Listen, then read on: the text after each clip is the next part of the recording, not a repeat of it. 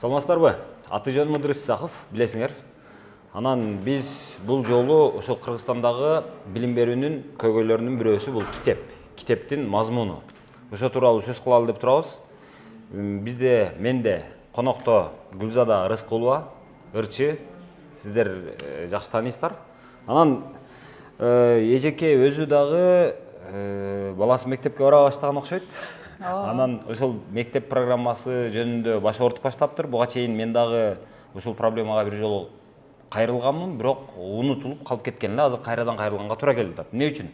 Анткени китептерибизде бизде жанагы баланын жашына ылайыкташпаган, баланын баягы курактык психологиясын эске албаган, баланын дараметин эске албаган тексттер бар.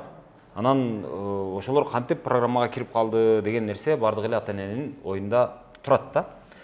4 турак жай салып атабыз. Коопсуз жашоонун жолун ушул жерде көрсөтөм деп турам. Себеби бизде 10 жылдан ашык тажрыйба бар, курулушта өзү жүргөнбүз. Мыйзамдуу курулуш кылайлы деп аракеттенип атабыз да. Элдер келип өзүнө домком шайлагыча же башка иштер болгуча биз карап берип турабыз. Бир батир сатылса дагы элдин аманатын биз мойнубузга алдык. Бул бүтөт. 10 күндөн кийин Кудай буйрса 10 күндөн кийин бүтөт. Гүлзада эже, куш келипсиз. Куш келдик. Анан сиз Facebook'тан чыгара баштадыңыз ушул проблеманы. Ооба. Негизи эмнеден улам ошол балаңыздын сабак кылып бирге ошодон байкадыңызбы? Кантип байкап калдыңыз өзү? Китептердин проблемасын. Мен ошол музыка китебин алдым да, анан алып көрүп, анан барактайынчы деп. Балаңыз канчанчы класста окуйт өзү? Балаңыз же кызыңыз? 2-нчи класста. 1-нчи, 2-нчи, 3-нчү класста окуйт да. 3 балаңыз мектепке барат азыр. Ооба. Жеке мектепкеби? Мамлекеттик мектепке барат. Анан эми мен өзүм баягы музыкант болгондуктан, өзүм музыкалык билим алганмын. Мугалим болуп иштесем да болот. Анан бир барактап көрөйүнчү деп анан ушул китепти алып анан барактай баштадым. Мен ушул биринчи музыка китебимди алып чыктым. Мына могул жерде деле баасы жазылып турат 250 сомдон деп. Сатып алдыңыз да? Сатып алдым. Анан дегенде эле аябай мындай орчундуу чоң темалар менен башталыптыр да. Опера, балет, симфония деп. Анан ошол окуп эле көргөзүп коелу да, чындап эле. Мен мисалы 2-нчи класстын баласы үчүн жанагы менин оюмча эме маанилүү эмес го дейм да. Мисалы мына азыр биринчи барактан баштабайлы ушуну. Азыр мына биринчи барак кымбаттуу окурман деген кайрылуу экен. Урматтуу боордоштор, бул жарнама сиздер үчүн. Адамды бактылуу кылган иш болот, күлкүнү көрктүү кылган тиш болот. Сиздердин күлкүңүздөргө көрк кошууга Ваш стоматолог клиникасын сунуштайбыз. Ваш стоматолог тишиңизге пломба коюу, имплант кадоо, брекет кадоо кызматтарын көрсөтөт. Мындан сырткары урология жана гинекология бөлүмдөрү дагы бар. Дареги Москва шаары, Лухмановская метросу, Светозерская көчөсү 32. Телефону +7 925 960 0075 +7 925 891 88 84. Тишиңиз оорутпай калса эле бемарал жүрө бербеңиз. Тиш сыйлаган зор болот, тиш кордогон кор болот. сапатсыз Бул дагы өтө сапатсыз, мына балжыратып койгон. Мисалы бир аз балдардын арасында көзү начарраактар боло турган болсо, бул кадимкидей эле проблема. Мисалы менин көзүмдө эч кандай проблема жок. Бирок мен үчүн аны көрүш бир аз мындай эме да, мен мындай жагымсыз. Анткени мындай батташып турат, балжырап турат. Китептин сапаты мисалы ушул ким тарабынан ушул китеп, ушул текст ушундай форматта боло турган болсо, ушул шрифт менен боло турган болсо, боло берет деген нерсе ким тарабынан коюлган мен билбейм да азыр. Ким тарабынан кол коюлуп, макул дешип бекитилген түшүнбөдүм. Мына шарттуу белгилер деп турат. Сүрөттөр көрүнбөйт деле, түшүнүксүз да, мисалы. Ооба. Анан экинчи бетинде мына музыкалык саясат деп турат. Саякат. Музыкалык саясат эмес, билбейм мен, булар балдар силер саякаттадыңар беле. Эмне эсиңерде калды? Биз бул китепте музыка дүйнөсүнө жана жаратылыш дүйнөсүнө саякаттайбыз. Ошондой эле сыйкырдуу жомоктор дүйнөсүнө да саякаттайбыз. Орунсуз кайталоо дейт муну. Азыркы саякатыбыз музыкалык саякат болсун. Ал эмне деген? Азыркы саякатыбыз музыкалык саякат болсун.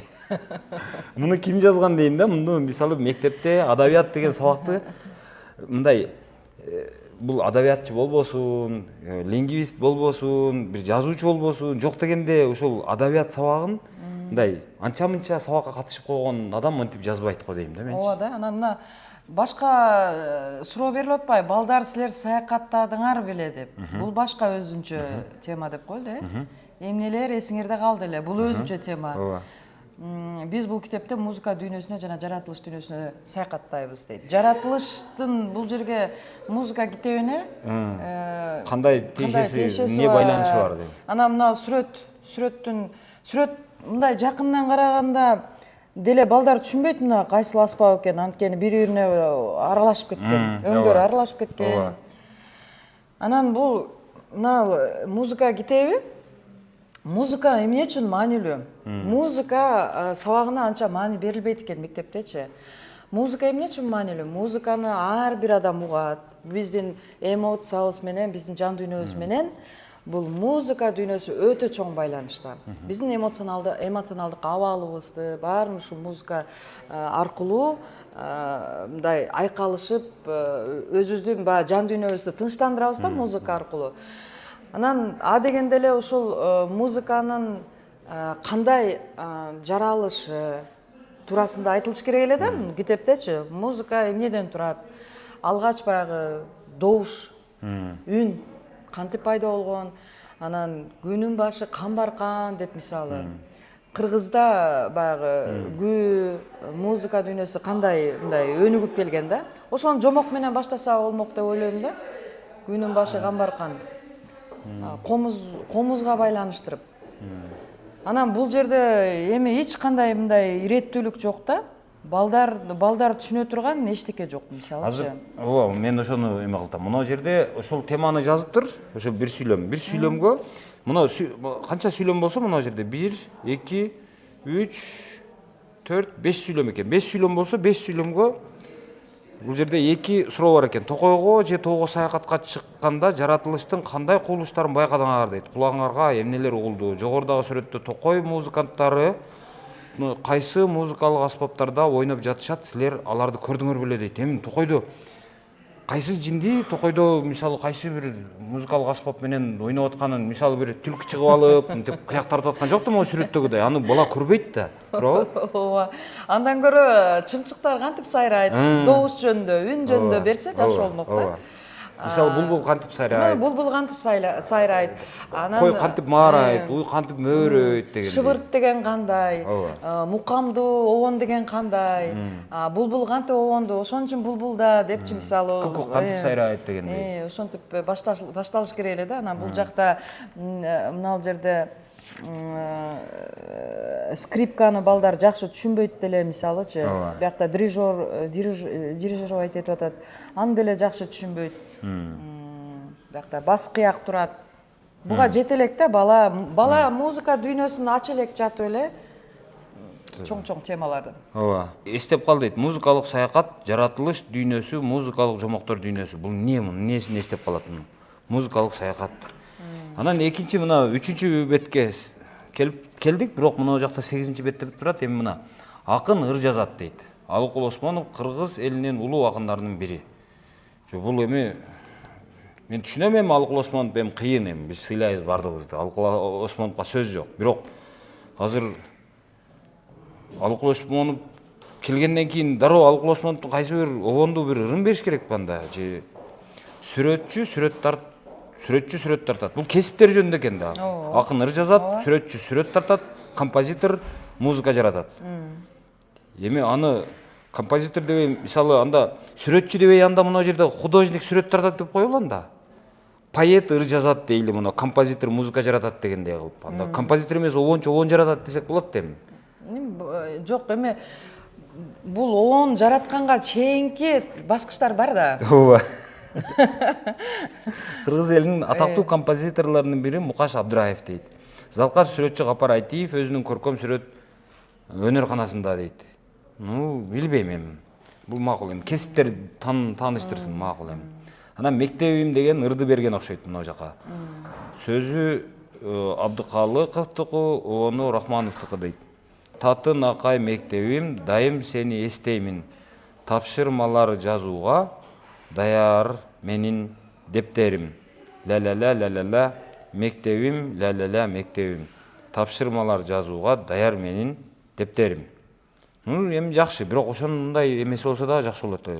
Жаркылдатып кабагын, агай берет сабагын, күндө барып мектепке, жаңылыкка канамын. Ла. Анан эңи муну караңыздар. Мен ушуга эч түшүнбөдүм мен. Мисалы 2-класстын мектебине баягы опера, балет, симфония, бий мүнөздүү, ыр мүнөздүү, марш мүнөздүү, ыр, бий, марш дептир эми. Бул музыканын жалпы структурасы окшойт эми. Ооба. Музыка кантип канчага бөлүнөт дегендей. Эми 2 класстын балдары үчүн бул чоң 3D да, 3D. Мен ошол жана билдирүүмдө айткам. Операны анча чоңдор да билбейт, симфония эмне экенин билбейт. Мен деле билбейм, мисалы азыр опера менен симфониянын экөөнүн эмне мындай эмеси. Мисалы опера балет деп айтылат дайыма, а опера балетти мен бир эле нерсе деп түшүнөм да эми. Мындай опералык балет баягы. Анан симфония деген симфониялык оркестр деп коет, бирок муну деле мен мындай так аныктамасын билбейм мен, ачыгын айтайын. Эми анын аныктамасын бул деген сөзсүз билишибиз керек. Консерваторияда окуган студенттер мисалы ошолор дагы терең түшүнүп, али мындай илимий тилде айтылган бул терминдерден мындай карагандачы, баягы композиторлор баягы башын чиритип олтура турган чоң темалар да. Биз бул жөнүндө сүйлөбөй туруп башка баланын маанайын, эмоция жаратыш керек болчу музыкачы. Анан мону укканда бала деген катып калат да. 3 тема килтейген, 3 тема. Анан бул жактан анан кийин же барактап кетелик. Мен муну айтайын азыр. Музыканын мүнөзүн мындай түрлөрүн бөлүптүр да, ыр мүнөздүү, бий мүнөздүү, анан марш мүнөздүү деп. Эми мен түшүнүп атам. Ыр мүнөздүү, анан бий мүнөздүү дегенде баягы ударный музыкалар, инструменттер колдонулган нерсе болсо керек ушул баягы. Мындай адамды баягы ритмди жарата турган. Анан марш мүнөздүү деген бул баягы мындай парадка марш тепкенге ылайыктуу, өтө эмоционалдуу, кандай десем, ошондой ырлар болсо керек. Мен эми билбейм, ыр мүнөздүү, бий мүнөздүү дегенди мен окуаптырмын. Мисалы ырга бийлесе болот да, мисалы. Бий мүнөздүү ырды деле ырдап койсо болот да, билбейм. Такыр эме. Бул мына эмеге балетке байланыштуу го дейм. Бий мүнөздүү деп атат, ыр мүнөздүү деп атат операнычы. Анан симфонияны марш мүнөздүү деп айтканга болбойт дейм. Мен түшүнгөн жокмун эмнеге. Музыканын 3 негизи деп атат да, бул эми консерваториянын жок эле дегенде баягы музыкалык училищанын студенттерине бериле турган эме го дейм муну. Эми музыканын 3 негизи дегенде деле ыр, бий, марш деп бөлгөнгө туура эмес да. Билбейм. Ыр, бий, марш дейт. Же балдарга турладык деп ойлоду. Жок, мен мунун ордуна мен эмнени каалайт элем, мисалы, балага мисалы үйлөмө аспап деген эмне, баягы урма аспап деген эмне, аны бөлүп отурбай эле, мына ай чыкты карачы, айдан биз жаралдык дегенди эле жаттатып, ошону эле ырдатып, анан ошентсе жакшы болот эле дейм да, оңоюраак. Ооба да. Жөн ыр сабагында жөн эле ырдатыш керек дейм да, болгондо дагы мына 2-класстын сабагына. Кандай дейсиздер? Ырдап, эми мисалы 2-класста баягы сабактар оңой эмес. Мен кичинекейимде музыка сабагын аябай жакшы көрчүмүн да. Көңүлүм ачылып, ырдап мындай сүйүнүп калчубуз да. Анан бала деген музыкага сабагына келгенде бир ырларды ырдап баары чогуу. Анан чогуу ырдаганда бул пайдалуу да негизичи. Балдар үчүн дагы бирин добушунун үнүн угуу. Ыр музыка баланын мындай бири-бирине жакындатат. Жакындатат. Анан мээсин иштеткенге дагы мындай өзүнчө бир шарт түзүп берет да балдардынчы. Интеллектуалдык деңгээлин өстүргөнгө музыканын аябай орду чоң. Монтип чаржайт, башын оорутпай, бул деген мындай эмоция да, мындай сезимдер өсүп, сөз менен айтканга болбойт. Ошондой бир деңгээлге алып чыгыш керек болчу да. Анан эми мисалы могул авторлор өздөрү ушул мектепке келип, мисалы ушул 2-класска ушул музыка сабагынан мисалы ушуларды ушул темаларды үйрөтө алабы экен? Маселе ошондо жатат да. Мисалы бизде аябай тажрыйбалуу музыканттар бар да. музыканттар бар, мисалы жеке менчик мектептерде музыкадан сабак берген же болбосо өзү дасыккан музыканттар эч качан могул темалар менен баштабайт музыка сабагын. Анан мен ойлойм бул китепти чыгарардан мурун атайын адистер менен иштеш керек болчу да. Психологдор менен иштеш керек болчу. Жок, булар эми биз адиспиз деп отургандар профессорлор болсо керек, мисалы бир. Эми академик профессорлор билбейм эмне. Анан могул эми ата журтум деп жанагы Алык Осмонов акыныбыздын чоң темасы кетип атат. Муну деле балдар мунун обону барбы? Сен орубай мен оруйун ата жур. Обону ушунчалык татаал. Бирок ал оор да ал. Оор да. Жөнөкөй адам ырдай албайт. Мисалы баягы эң оңой ырлар бар го жанагы мунарым деген, мен мунарымды кошуп кой дегенден алысмын, бирок мунарым деген баягы бир ыр бар го, жеңил мындай. Ошого окшогон бир 3-4 муундан турган эле сөзгө жазылган жөнөкөй обондуу ыр болсо керек. Эми балдар эмесчи, азыр чоңдор делечи оор темадагы ырларды кабыл албайт. Эмне үчүн кайра кайрыктарда кайталанган ырлар бат мындай хит болуп, популярдуу болуп кетип атат. Анткени ал жеңил, мээге бат кабыл алынат. Биздин максат балдарга музыканы үйрөтүү болсо, демек биз деген жеңил жагын ойлошубуз керек да. Балдар кантип жеңилирээк, анан көбүрөөк нерсени бере алабыз. Бул жерде эми кээ бир инсандар жазышыптыр, эми балдар бар түшүнөт. Азыр балдар башкача, силер өзүңөргө теңебей келе депчи. Эми адам психологиясы дайыма эле мен ойлойм да, бирдей эле депчи. Анан азыр мына сиз YouTube каналды жакшы иштетесиз. Жеңилирээк мындай аябай боектор менен берилген каналдар, контент жакшы кетет да, туурабы? Ооба, мисалы баягы Дибиллионстун өзү. Дибиллионс кыргыз тилине жакшы салым кошуп атат, мындай карагандачы. Ошо музыка дүйнөсүндө делечи. Эмне үчүн балдар аларды жакшы көрөт? Жок, аны бир эле Кыргызстандын кыргыз балдары эле эмес, дүйнөнүн балдары жактырып атпайбы? Мисалы ошолордун баягы аткарып аткан ырларында ритмдер аябай окшош, жеңил, аз. Анан бир нече жолу кайталанат. Анан аябай мындай көп түстүү. Мисалы бир эле шапкасында ошол баш кийиминде бир нече түстөр турат. Мисалы футболкасы башка түстүү, же болбосо бирөө бир түстүү болсо экинчиси башка түстүү. Бирок дайыма кыймыл. Анан мындай ритм бар. Музыка сабагында деле ошол кыймылдуу ырларды киргизсе жакшы болот да, балдар үчүнчү көңүлүн көтөрүлүп. Анан ошону мисалы балдар тартылып атпайбы? Могул эме могул китеп мындай суз китепке кантип балдарды эме кылабыз, тарта алабыз? Бул өмүрү ырдап көрбөгөн эле киши эме кылган окшойт. Ошону айтам да, мындай өмүрү балдарга сабак берип көрбөгөн киши жазганбы дейм да. Анан ошентип мына жерден автор ким экен? Авторуна бир маани берип коелучу өзү. Так, автору бул бир эмес, бир нече 4 киши жазыптыр. Төртөөнүн башы ушуга жетти ушулардын. Касей, М. Касей дейт, К. Шамбетова дейт, А. Шакирова дейт, Ж. Дүйшөналиев дейт. Ошол 4 киши отуруп жазыпсыздар. Азамат, жакшы экен. Эмгегиңиздерге рахмат. Эми мен бул эмгекти кабыл алмак эмесмин. 4 эмес 10 киши жазсаңыздар дагычы. Аябай академик, профессор да бирдеме деген намыңыздар болсо дагы. Мен азыр жоопкерчиликти мына 4 кишиге коймок эмесмин да. Ошол 4 киши эми көрүнгөн киши жазып кое береттир балким, макул. Булар академик профессор эмес болушу мүмкүн, макул, жөнөкөй болсун. Бирок мен деле жазып коюшум мүмкүн ушундай китепти. Бирок муну кабыл албай коюу, муну комиссиядан өткөрбөй коюу, бул болбойт, бул кандай, бул мен 2 класстын акылы менен ойлонуп көрөйүнчү. Мисалы монондой 2 класстын баласы мына текстти окуйбу, мына шарттуу белгилерди окуп түшүнөбү, анан мына түстөр бири-биринен айырмаланбай атат дээрлик.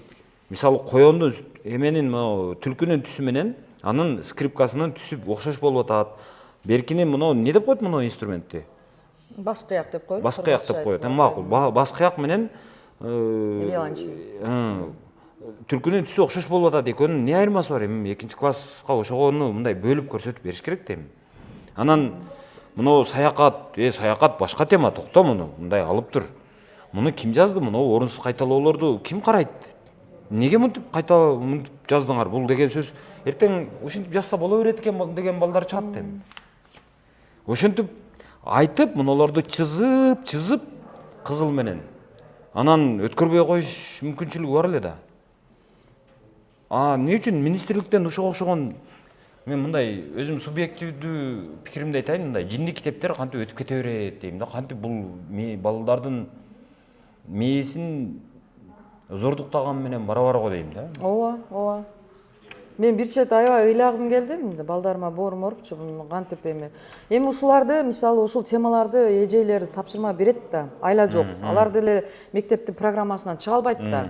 Анан планга жазыш керек, мисалы мындай темалар өтүлдү деп. Анан ушул суроолорду бергенде анан бала деген кандай болот?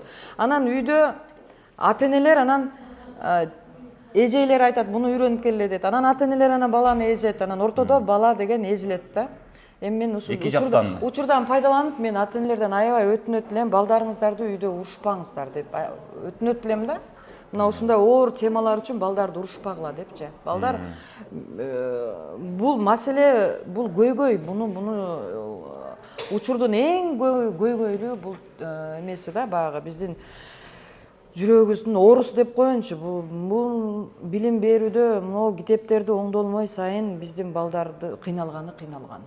Анан мына ал жерде кайра эле мына ушул 2-класстын эле китебинде кайра эми мына опера деп ыр би марштын операда колдонулушу деп кайра опера жөнүндө айтылып атат могул жерде. Мына эки бет менен мына опера хорду түшүндүрүп атат балагачы 2-класска. Анан мына Айчүрөк операсы дейт. Айчүрөк операсы. Мен анан бул жерден Айчүрөк операсына эле катарлаш анан бешик эрекет атат. Логика жок. Логика жок, иреттүүлүк жок. Мындай деген китепинде өсүп барыш керек да. Булардыкы башкача эме. Опа дегенде эле 3 таш кулап түштү да, башындачы тим элечи. Анан могул эме симфония музыкасында деп атат, кайра элечи. Опера бүттү, бала операны ичип, жеп, тутуп койду дагы, анан могул жерден анан симфонияны өздөштүрүп баштады бала. Жок, мындан карасаңыз, мен задайм. Жок, уксаңыз, бала 2-классында эле опера, балет, симфония дегенди окуп бүтүп койду. Эми 3-чү, 4-чү, 5-чи, 6-чы, 7-чи, 8-чи, 9-чу, 10-чу, 11-чи, азыр 12-чи классты дагы кошуп атабыз. 12-чи класс дагы 10 жыл окуйт. 10 жыл эмнени окуйт анда дагы? Эми 4-чү, 5-чи класстан балдар композитор болуп, симфонияларды жазып башташ керек да, негизи ошондой болуп. Эгерде ушул китеп менен өнүгүп барса, балдар бирөө композитор, бирөө дирижер. Ооба, дирижер болуп, аябай күчтүү музыканттарды алып чыгышыбыз керек да. Эми билбейм. Мен эмне дешимди да билбей атам да. Билбей жатам. Эми бул жерде билбейм, мен буга министр жооп береби же министр эми ушул иштерди өзү түздөн түз жооп бербесе дагы, министр ар бир китепти окуп чыкпайт, эми мен аны түшүнөм. А бирок министр ал жөнүн гана мындай азыркы мына китептин тили менен айтканда дирижер да ал. Мисалы, сен деп монтип отурат да, ал деген сөз дирижер. Анан ошондо сен китеп жаз, сен китептерди эл жазсын, сен ошолорду мындай сен текстин кара, мазмунун кара. Сен баланын курактык психологиясына туура келеби, туура келбейби ошол текст, ошол берилген материал, ошону кара.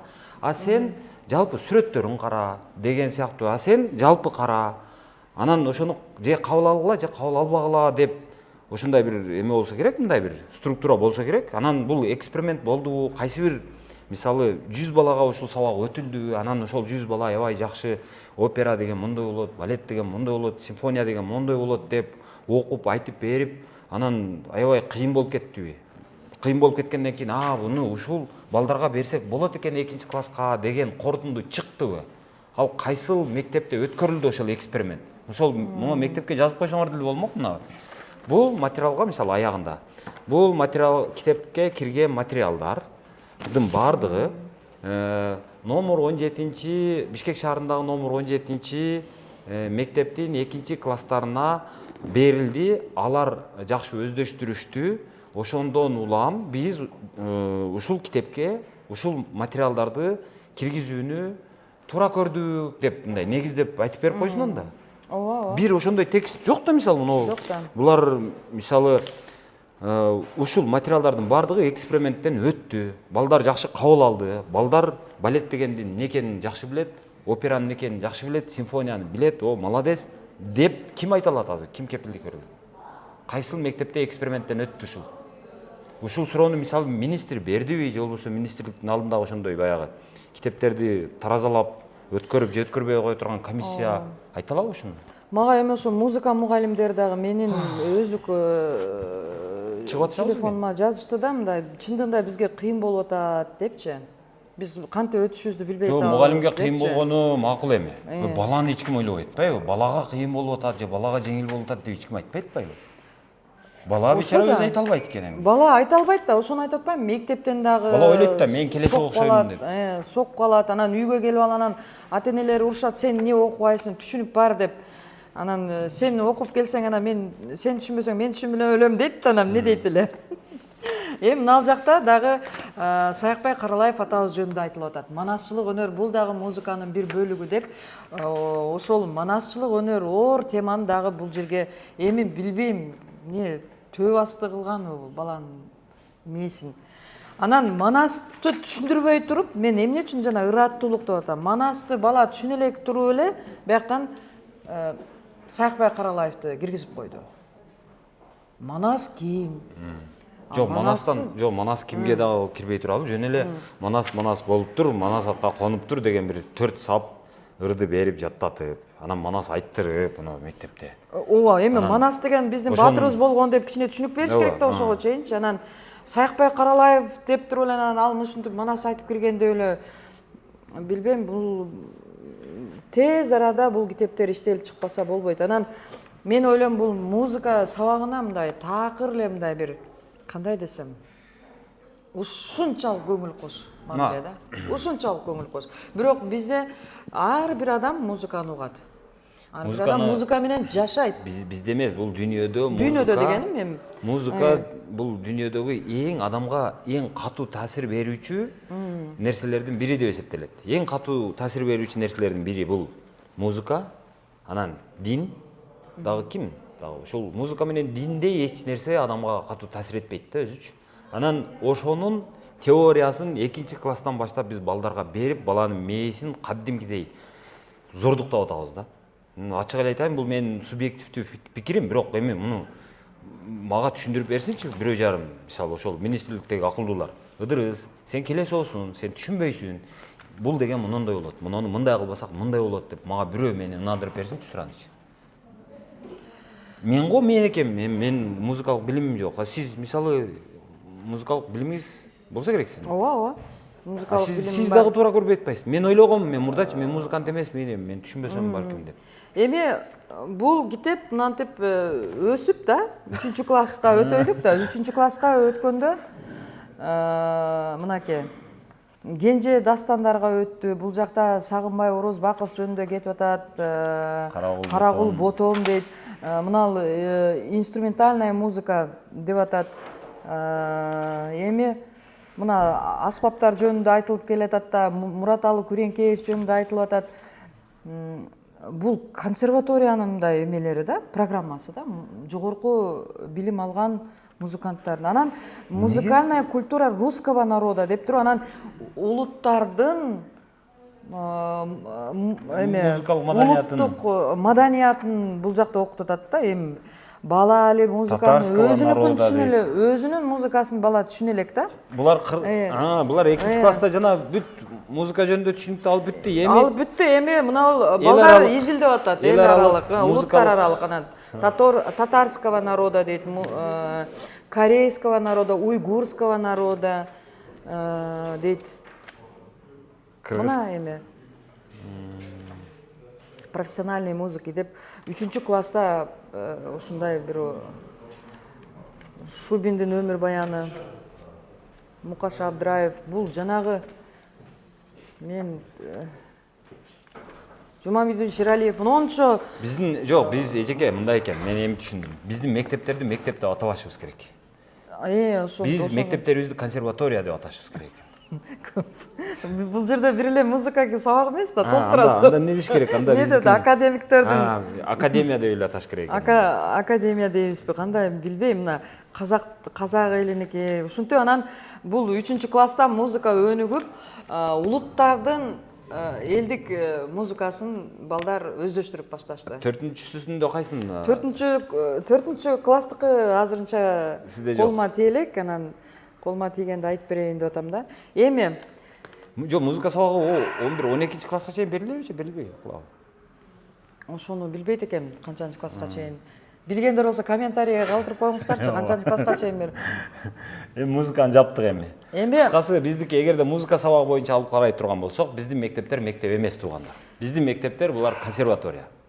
Биздин окуучулар мектепти бүтүп атканда консерваторияны окуп бүткөн студент менен барабар деңгээлде болуп чыгышат. Андай боло турган болсо консерваториялар жабып эле койбойлубу? Себеби биз консерваториянын эмесин, предметтеринин баардыгын немеде окуп бүткенбиз да, мектепте. диплом берсек болот деп коеюн. Ооба.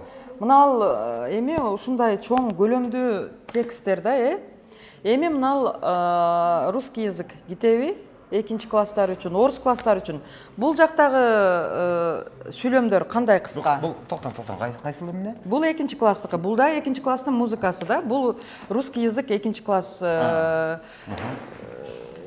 орус класстар үчүн жазылган китеп.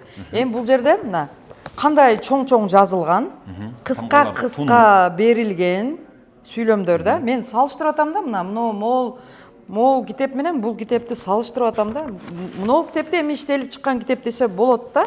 Мынакей кыска түшүнүктүү, абдан баланы чарчатпаган, жеңил акырындап кичинекей темалар менен тексттер берилип атат да. Баары мазмундуу, өзүнүн эмесине жараша да. Эми ушундай кылса болбойбу дейм да, мындай баланы чарчатпайчы. Жөнөкөй сөздөр менен да, мисалы доброе утро, Настенька, пора собираться в школу деп. Жөнөкөй эле да, эми балдар колдоно турган, анан акырын ал өсүп барыш керек да, баардык. Ошондо канчанчы класс? Бул 2-класс. Эми муну орус авторлору Рамзаева деп турат. Авторлары башка да. Эми могул китепти жазган авторлор дагы мисалы ойлонуш керек эле да. Бул балага канчалык оор болот? Жок, бул жерде мындай окшойт. Бул жерде бир эжеке отуруп алып жазыптыр да, мына Рамзаева деген эжекечи. Анан ал өзү отуруп алып ойлонуп жазган да. Көрүнүп турат. Биринчиден тамгалардын шрифттери чоң, аралыктары көбүрөөк. Анан мындай сүйлөмдөр жөнөкөй. То есть бул керт баш менен жана президент айтат го, мен жоопкерчиликти мойнума алдым депчи. Ошол сыяктуу бул жерде бир адам жоопкерчиликти мойнуна алып жазган китеп экен. Эми мен дагы бир мисалды келтирейин. Азыр биз мына музыка китебин карайлы. Музыка китебинде мына Касей, Шамбетова, Шакирова, Дүйшеналиев деген 4 киши жазыптыр дагы. 4 киши төртөөлөп ушу меникини саласын, меникини киргизесин деп отуруп, бул китептин бетин талашканбы, эмне эле ошол өзүнүн материалын тыга бергенби ушул жерге, мынтип будамайлап эле эптеп чампалап. Ошондой окшойт го. Мына мисалы мына килтеге мына этектей текст ким окуйт, кайсыл бала окуп чыгат ушуну? 2-класстын окуусу. Ал кечээ тамганы тааныган. Кечээ аны баягы шаар окуй албайсың деп аябай кыйнап атканбыз. Анан муну эми анын проблемасы эптеп баягы эл катары окуп коюш. Мисалы мен азыр балам 4-класста окуйт, 4-класста шаар окуй албайт да балам. Анан биз урушабыз, шаар окуй албайсың деп. Анан шаар окуганда азыраак окуйт. Эми ушу шаар окуган боюнча ушул могул тема керек болуп атат да, ушуну айтып коеюнчу. Мына ал бизде ушул бар бир китепте ушу ыйлаган келет да, кыскасычы. Мына шаар окуй албаган балага монтип сөздөрдү жармаштырып берип койгон. Биз алгач биринчи шаар окутуп, анан кийин маанисин түшүнгөндү үйрөнүшүбүз керек да, туурабы? Үйрөтүшүбүз керек. А бул жактан сөздөрдү жармаштырып койду. Эми ан сайын бул кандай деп ойлойсуз? Ушул баланы шаар окуусун. Бул канчанчы класска? Бул деле 2-класстын адабий окуу жумуштук дептери. Муну өзү негизи бир эле киши жазыптыр, мындай карасаң. Абдухамидова дейт. Жумушчу дептер экен, бул? Жумушчу дептер. Жумушчу дептер деген дагы пайда болгон дейм, Ооба, азыр жумушчу дептер деген пайда болгон. Мектебинин, гимназиясынын экинчи классынын окуучусу, аты фамилиясы жазылат экен. Кыргыз билим берүү академиясы, рецензенттер, Токто Мамедов педагогика илимдеринин кандидаты дейт. Бекбаева дейт, Бишкек шаарындагы башталгыч класстар мугалими, Карыбаева Ош шаарындагы жетиген мектеп лицейинин башталгыч класстар мугалими, Кыргыз Республикасынын билим берүүсүнүн мыктысы, Абдухамидова адабий окуу. Абдухамидованын өзү жөнүндө маалымат жок го. Ким ал? Бул жумушчу дептер башталгыч мектептердин 4 класстарынын адабий окуу китеби менен сабакта жана өз алдынча иштөөсүн уюштуруу максатында түзүлгөн. 4 класстар үчүн дейт го. Анда ар бир өтүлүүчү темага карата түрдүү көнүгүүлөрдү, тесттик тапшырмаларды аткаруу, таблицаларды, чиймелерди толтуруу жана башкалар берилген. 4 класстар деп жүрөбү?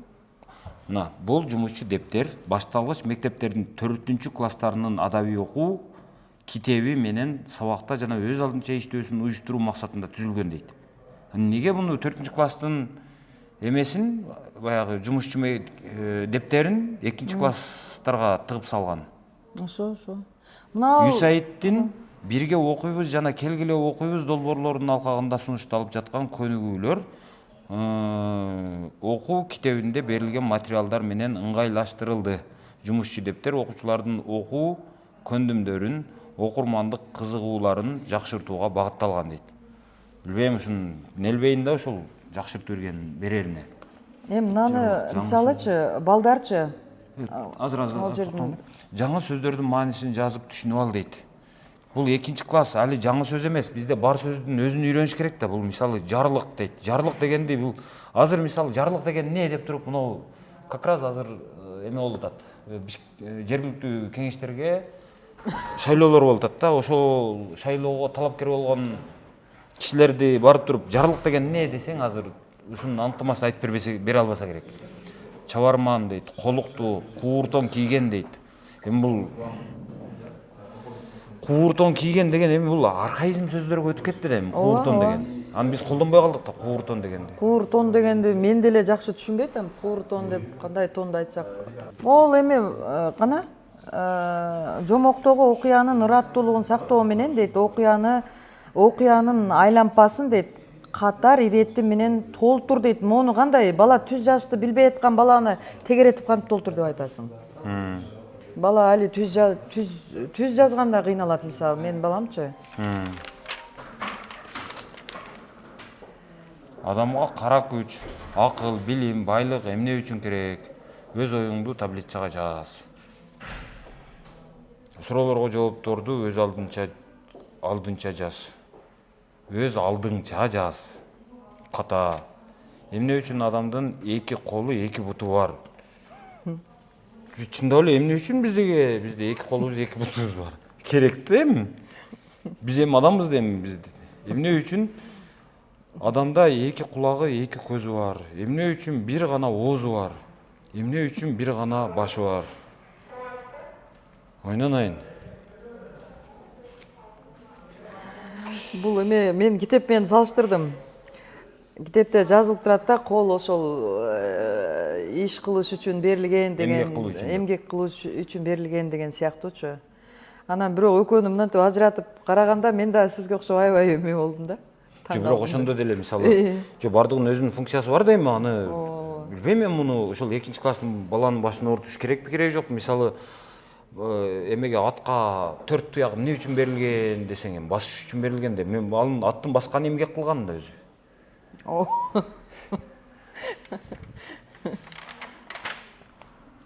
Ит менен мышык көп жылдардан бери бир короодо жашашчу экен.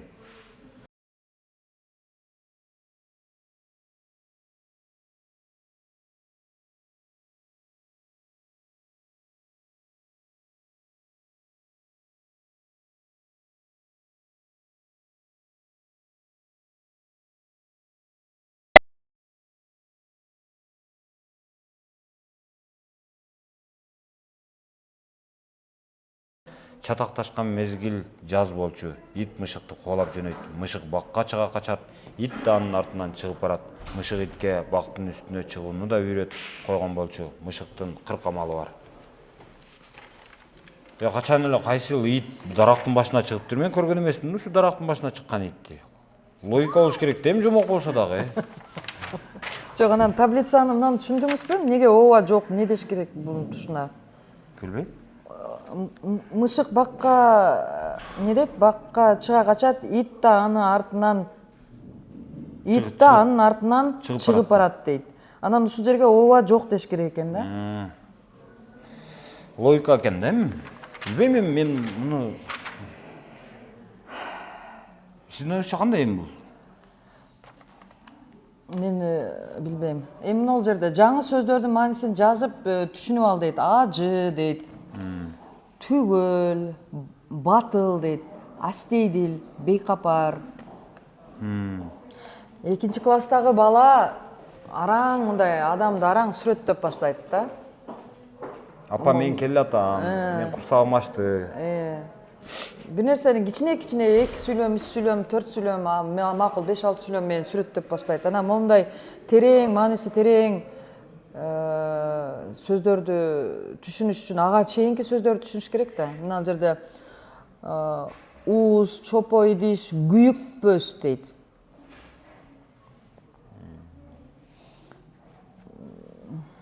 Ышылса. Эми дагы бир мисалда. Бул адабий окуу китеби, могул кыргыз тили жана окуу дейт. Орус мектептери үчүн. Автору Кенчиева, Сарылбекова экен. Эми биринчи бөлүм мына. Ушул китеп мага аябай жакты да. Эмнеге дебейсизби? Мына жерде сонун башталып атат. Жакшынакай даана жазылган тамгалар менен, чоң шрифттер менен жазылган тамгалар менен башталып атат. Биринчи эле мына тең туштар менен саламдашууну үйрөтүп атат. Саламатсызбы агай, саламатчылык акылай деп мынтип саламдашкандан башталып атат да. Анан китептин баштан аяк мага эң жакканы Чыпалак бала менен Акылай коштоп барат. Ар бир темага экөө мындай диалог кылышканда, экөөнүн маектери бар. Анан мына саламатсызбы ата деп экинчи бетке келди. Мына үчүнчү бетте деле мына саламдашууга дагы орун берип атат. Мына ырлар дагы сентябрдын коңгуроосу адатынча калды, класстарда кагылды, класстарда балдар окуп, мектеп күнү жаңырды деп мындай жөнөкөй ырлар менен башталып атат да. Мына ушинтип китебим деп ыраттуу кетип атат да. Мына мектепке келди, китеп жөнүндө балдар бири-бири менен таанышып атат. Андан кийин дагы саламдашып атышат, таанышкандын тереңирээк түшүнүп атышат да. Анын арасында мына тамгалар, сөздөр, мына жөнөкөй көпөлөк, көкөлө өтөт деп мисалычы. Түшүнүктүү кетип атат. Бул окуучу дейт, мына окуучу жөнүндө түшүнүк кетип атат. Эми ушундай сонунда биздин класс деп кыскасы монтип ушул өнүгүп өсүп барып бул китеп экинчи бөлүмүнө келгенде кыргыз тил китебинде мындай жазылган эмес. Экинчи бөлүмүнө келгенде мына адамды кантип сүрөттөйт. Ошол жөнүндө түшүндүрүп кетип атат. Мисалы, Саша орто бойлуу дейт. Акылай, Саша кандай бала деп мындай жөнөкөй тил менен айтылып атат. Бети тегерек, ушуларды үйрөтүш керек да. Сулуу, чачы тармал, чаржак, чачы узун, бою мындай депчи мисалы. Андан кийин мына жөп жөнөкөй эртөштүк жөнүндө айтылып атат, баатыр жөнүндөчү. Жөн эле сөз менен эртөштүк кыргыз элинин жомоктогу баатыры. Биринчи ушинтип түшүнүш керек бала. Андан кийин манжалар жөнүндө айтылып кетет. Бала өзүнүн дене мүчөсүн таанып атат. Жана башкаларды сүрөттөгөнгө үйрөнүп атат. Ырлар дагы жөнөкөй. Тартипсиз бала жөнүндө жазылыптыр. Андан кийин кийимдер жөнүндө. Ушуларды билиш керек да бала дегенчи. Эмне кийимди кайсыл учурда кийет, кайсыл мезгилде ал кийимди кийет. Мага эң жакканы мына улуттук баш кийимдер деп мына кийимден улам мына айкалышып кетип атат да. Андан кийин улуттук баш кийимдер кандай болгон деп мынтип топу, тебете, ак калпак, малакай деп абдан сонун түшүндүрүп келген да. Анан мына жылуу мезгилде эркектер ак калпак кийишет, кышында тебете кийишет деп жөнөкөй сөздөр менен. Андан кийин бул Аялдардын дагы баш кийими. тема өсүп олтуруп аялдардын баш кийимине келди. Үкүлү топу, такыя, шөкүлү, элечек, жоолук деп эң сонун. Чыпалак бала мына кыздар топу кийишет, аялдар жоолук салынышат деп мына китеп менен кыргыз элинин жашоосун сиңирип, ыраттуу алып келе жатат да. Андан мына такыяны айтып берип атат. Эртөштө кыргыз элинин жомоктогу баатыры. Ал Эми узун балдар, бойлуу. эми балдар сүрөттөйт да, баатырды кантип сүрөттөйт. Мына эң жөнөкөй ак калпак эмнеден жасалат, элечек эмнеден тигилет деп ушундай сонун жазылганда мен ушул авторлорго аябай ыраазы болдум. Мынакей анан үйдөгү буюмдарды билиш керек да балдарчы. Мынакей буюмдар. Бул азыркы биз заманбаш колдонуп аткан буюмдарды балдар үйрөнүп атат дагы. Мына жерде мына жөнөкөй сөз менен жүр акылайым, мага кашык берчи деп атат. Мына ал дейт. Чыпалак бала кайра рахмат. Мына жөп жөнөкөй адамдардын бири-бири менен сүйлөшүү адебин үйрөтүп атат да. Андан соң бул тема дагы бир аз эмес, жакшылап тереңдеп, бирок ушунчалык жөнөкөй сөз менен кайра эле биздин улуттук буюм тайымдарга, идиш аяктарыбызга өттү да, мисалы көкөр казан, саба депчи. Бул китеп менен кыргыз тилин үйрөнүп калбасаң, кошумча кыргыздын каада салтын үйрөнүп кетип атпайбы? Эми алардын айырмачылыктары да мына азыркы заманбап идиш аяктардын, анан байыркы идиш аяктардын, андан соң мына идиш аяктан дагы ыраттуу келатат, тамак аштарга өтүп атат. Мына быштак, кумшекер, мына азыр биз колдонуп аткан тамак аштарды жасалуучу азык түлүктөрүбүздү баарын кыргызча туура аталышын айтып атат. Мына балмуздак, аны мороженое деп айтат балдар көбүнчө. Мына быштакты творог деп көбүнчө ошентип айтат. Ушул сөздөрдү эле кант, кумшекер деп мына кыргызча аталыштарын жазып балдарга күндө колдонгон жеген тамактарын ушинтип кыргыз нукура тилинде. Анан мына жерде биздин улуттук суусундуктар дагы айта кеткен жакшы да. Демек мына максым бизден чыгат турбайбы, Кыргызстандан.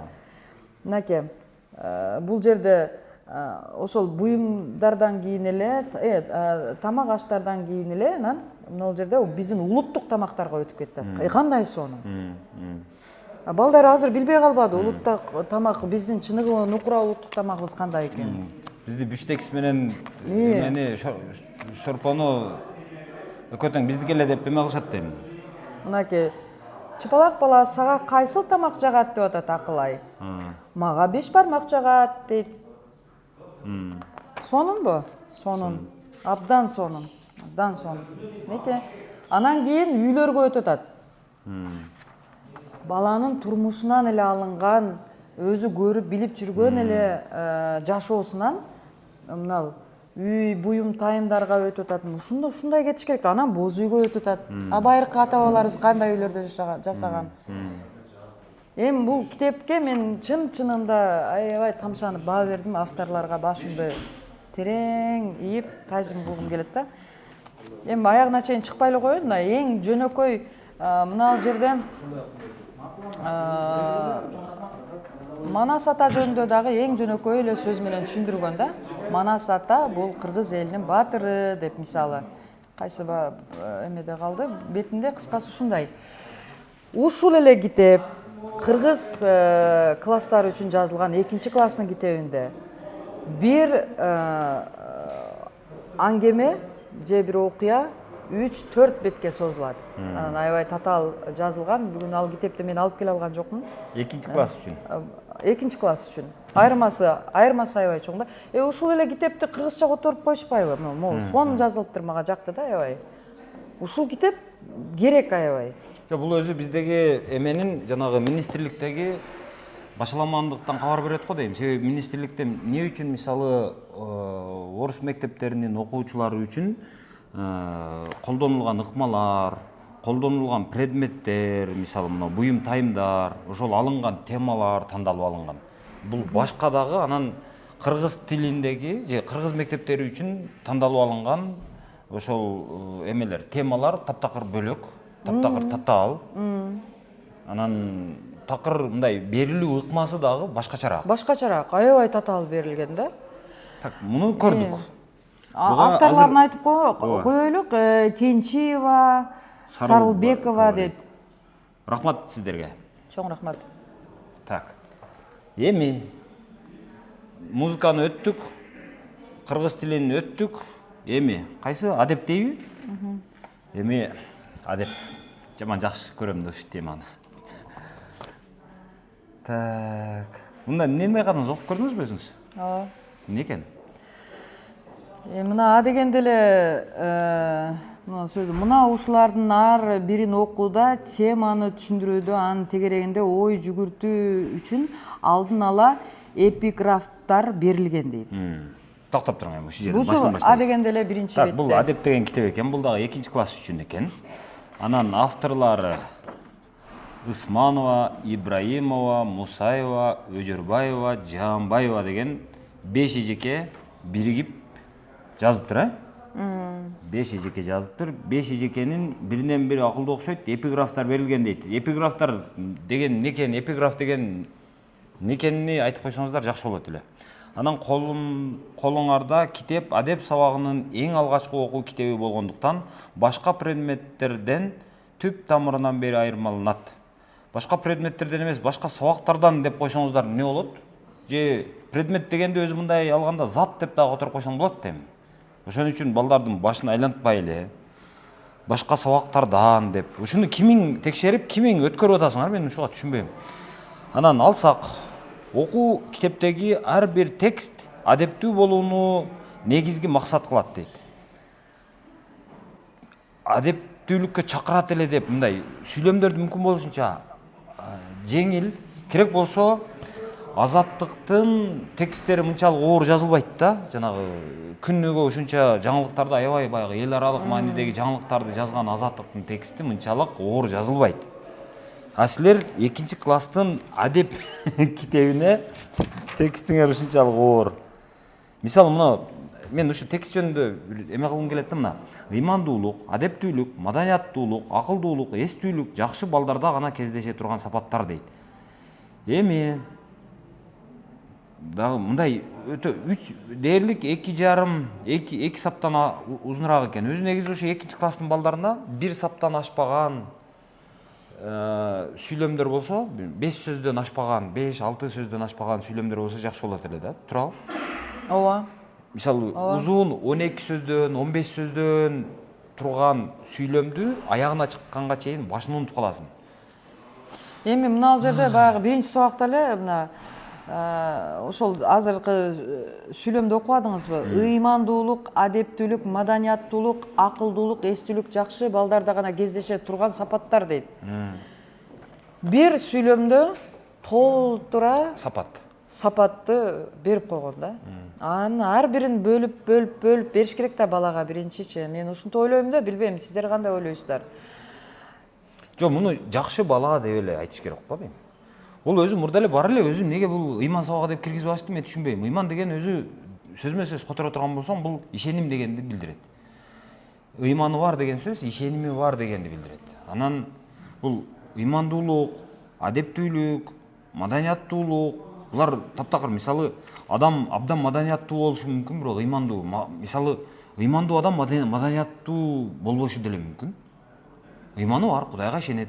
Бирок чыгып бир мына жерде бирдеме бир кызыкчылыгынан кесилишип калган эле аябай эле катуу эме кылат, ашатып сөгөт ушундай. Анан аны маданияттуу деп айтканга ооз барбайт. Мисалы, кээ бир маданияттуу адамдар бар. Абдан маданияттуу, жакшынакай, сыпайы, а бирок аракты ичет, намаз окубайт. Аларды кантип ыймандуу дейсиң? Ыймандуу менен маданияттуу ушу жерде мындай таптакыр эки башка нерсе. Акылдуулук дейт. Акылдуулук деген адам акылсыз деле болушу мүмкүн, бирок ал ыймандуу болушу мүмкүн. Туурабы? Же болбосо акылдуу болушу мүмкүн, бирок ал ыймандуу болбошу мүмкүн. Бири-бирине мындай, мисалы, акылдуу адамдардын бардыгы эле ыймандуу эмес да. же акылдуу адамдардын баардыгы эле маданияттуу эмес да, аябай акылдуу адамдар бар, мындай аябай умный деп коебуз го, мындай ушундай акыл бат иштеген адамдар бар. Бирок аларды адептүү же маданияттуу деп айтканга болбойт, алар ашатып сөгүнүп сүйлөйт мисалы. Анан аны кантип анан маданияттуу дейбиз? Мисалы маданият сөгүнгөн адамды маданияттуу дебейбиз да. А бирок ошол эле учурда ал акылдуу болушу мүмкүн, ийгиликтүү болушу мүмкүн. Жакшы балдарда гана кездеше турган сапаттар дейт. Мындай балдар эч качан бирөөлөргө жаман сүйлөбөйт, урушпайт, улууну урматтап, кичүүнү ызаатташат. Сылык, кичипейил, бүйрө дейт. Тыкан, элпек болуп бири-бирин урматтап, сыйлашат. Буга үйдөн, мектептен баштап үйрөнүү зарыл. Абериңди жашыңдан сакта, адептүү, ыймандуу бол, жаман жакшыны айырып билип жүр, адептүү бол, ыймандуу кыз бол деп ата деп дегенден кийин үтүр. Ата энебиз бекеринен айтпагандыр. Адептүүлүктүн эрежелерин бала чактан баштап үйрөнүү зарыл. Сен дагы эмитеден ыймандуу, адептүү болсоң, ар дайым улуулардын алкышын гана угасың. Улуулардын алкышын угуу бала үчүн неге зарыл, эмне үчүн керек, ошону түшүндүрүш керек да мен. Мен укпай эле койдум, урдум ошол улуулардын мындай алкышын деши мүмкүн да мен. Логика болуш керек да. Ата энеңдин, бир туугандарыңдын, мугалимдин, ата энеңдин, бир туугандарыңдын, мугалимдериңдин болот да, мугалим бир мугалим болбойт да, көп мугалим окутат да. Насаатын кунт кой угуп, эми алардын насааттарын кунт кой угуп, тыкан бүйрө болсоң дейт. Тыкан бүйрө деген эмне деген? Тыкан дегенден кийин үтүр коюп, бүйрө дегенди бөлүп жазыш керек болбосо. Бүйрө деген эмне? Мисалы мен бүйрө дегенди эми биринчи жолу угушум. Мен ушунча көп эле китеп окуганмын, бүйрө дегенди уккан эмес экенмин. Китепти көп окусаң, калп айтпасаң, ууру кылбасаң, келечекте акылдуу, эстүү адам болосуң дейт. Не факт. Ууру кылбаган, калп айтпаган кишилердин баардыгы келечекте аларды акылдуу деп айтпайт, неудачник деп айтат көбүнчө. Эстүү адам болосуң дейт. Тоңмойун деген сөздү сен кантип түшүнөсүң дейт. Тоңмойун деген сөз жөнүндө бир дагы тоңмойун деген жок го. Тоңмоюндук жакшыбы, жаманбы дейт. Кандай болгондо ата энени кубантып, улуулардын алкышына татыктуу болот дейт.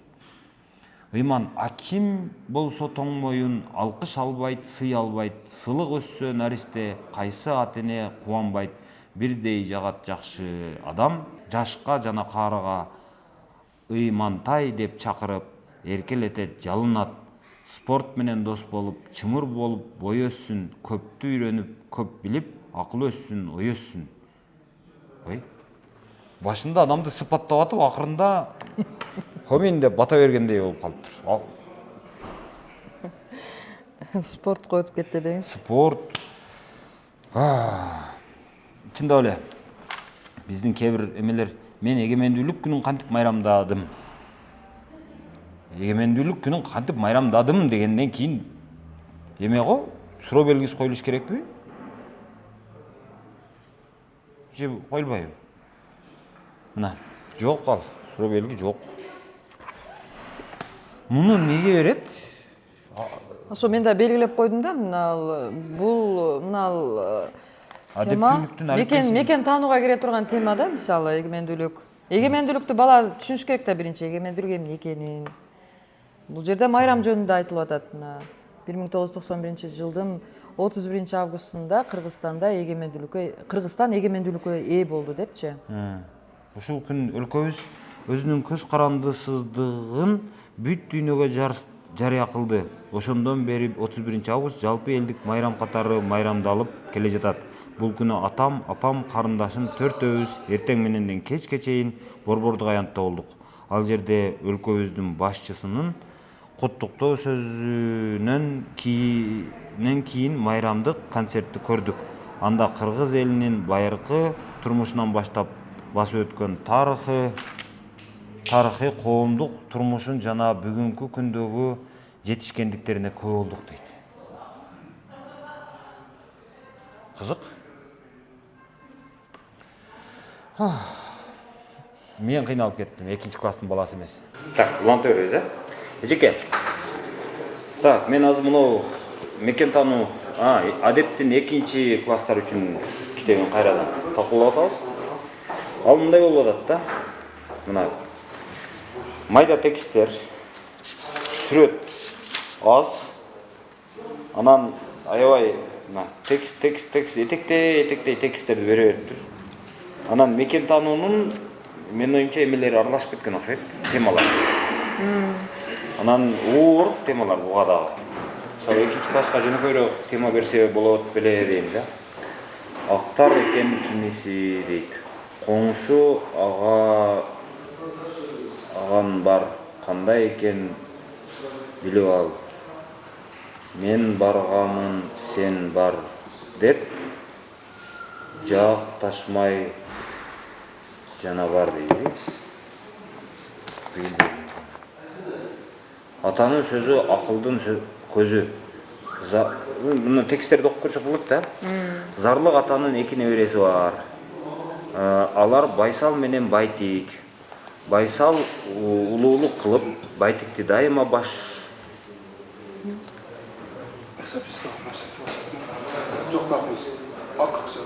Запись кылбай калыптырбы? Жоқ, кетер. Запись бияқта бар. На всякий, да. Мындай, түзеп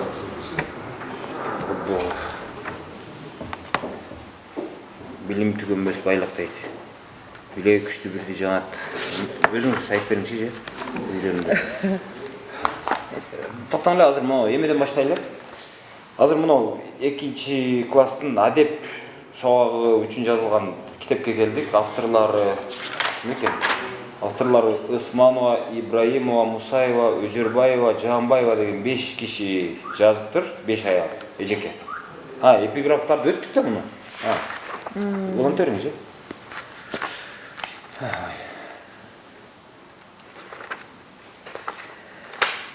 Эми кандай бул узун темалардын арасында мындай да кетет экен да, дасторконду кантип жасалгалоо керек дейт. Бала 2 барактан кийин адепти болгондон дасторкон жасаганга өттү дегендей да. Анан бул жакта жазылып турат, эттүү устукандоо адамдардын жашына, урматына жараша жүргүзүлөт. Бизде негиз дагы эле проблемабыз ушу эттүү устукандоо. Мага чоң эт тийбей калды, мен төрдө отурбай калдым деген. Ошону китепке дагы киргизип, балдарды дагы кийин бири-бириңерге таарынганга мындай даяр болгула дегендей болуп табылат. Ошо жана могул китепти жана жакшы мисал кылып кетпедикпи? Баары ыраттуу анан жөнөкөй кеткен депчи. Мындай окуп атып, мындай адам мээси сергийт да. Анан могул жерде эми эмне десе, конок тосуу деген, конок тосууга мейман сыйлоо дейт, 2-класстагы бала өзүнө чай коюп иче алабы негизи? Билбейм, сиздин ошол 2-класста балаңыз эмне кылат үйдө?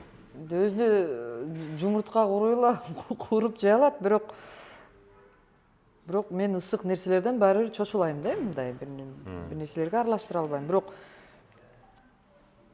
мейман сыйлоонун кереги барбы дейм да 2-класстагы балага?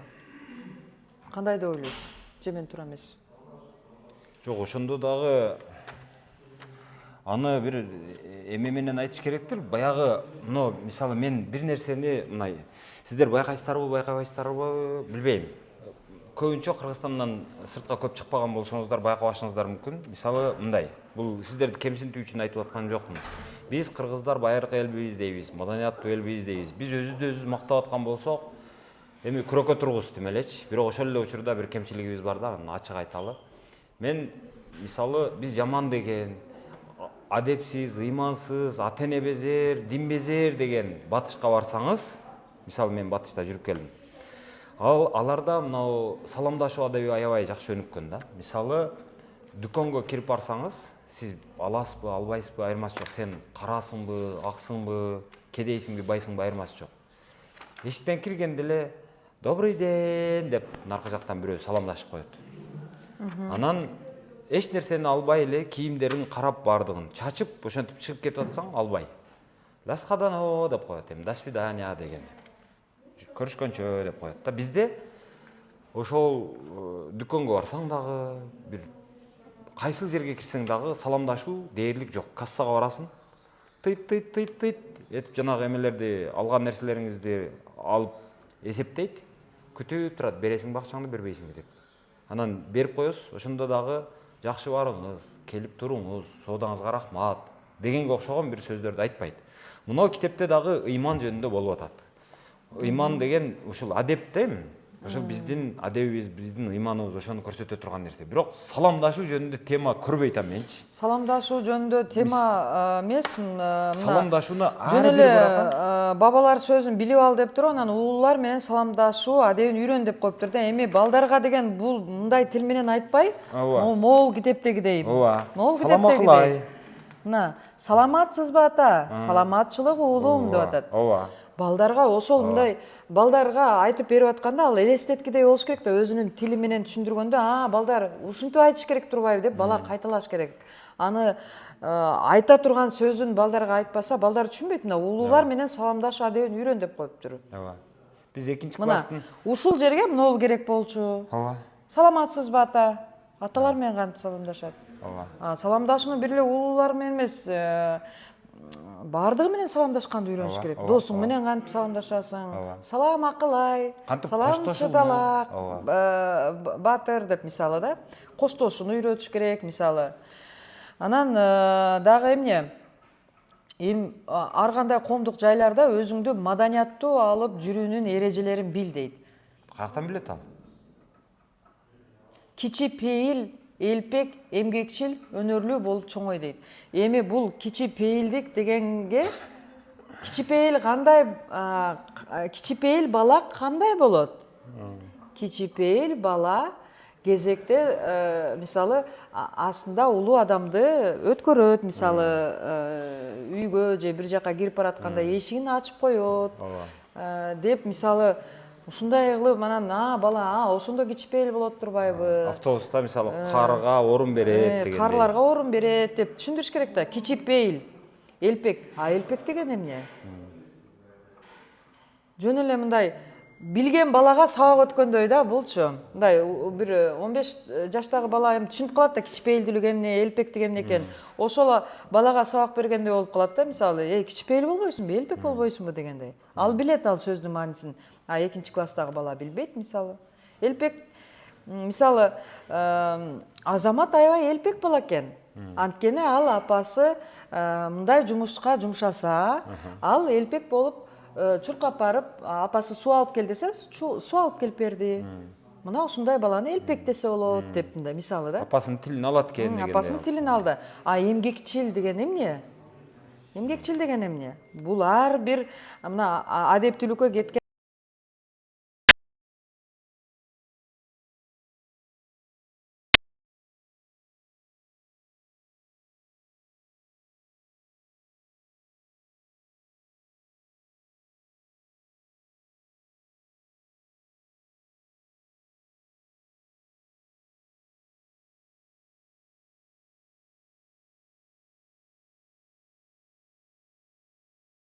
Салам Айзат, дагы эмне? Салам Гүлзада, салам Ыдырыс дегенге окшогондой.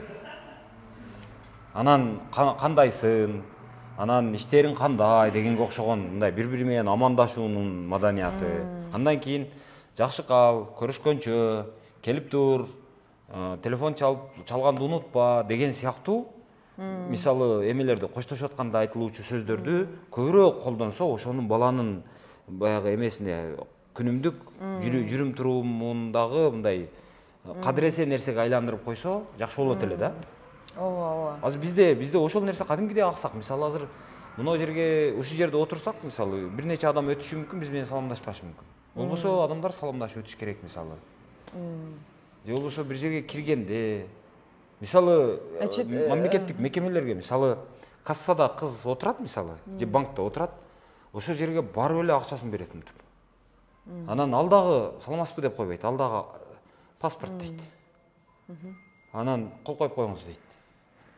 Анан сен саламатсызбы деп ошентип кайрылып бири бирине ошондой нерсе болуш керек дейм. Бизде азыр чоңдордо дагы ошол маданият жок да. Ошон үчүн мен мына адеп сабагы дегенди билбейм, ошонун бир 80% ошол саламдашуу, диалогдор менен коштошуу, амандашуу, ошого окшогондор кириш керек беле дейм да. ооба.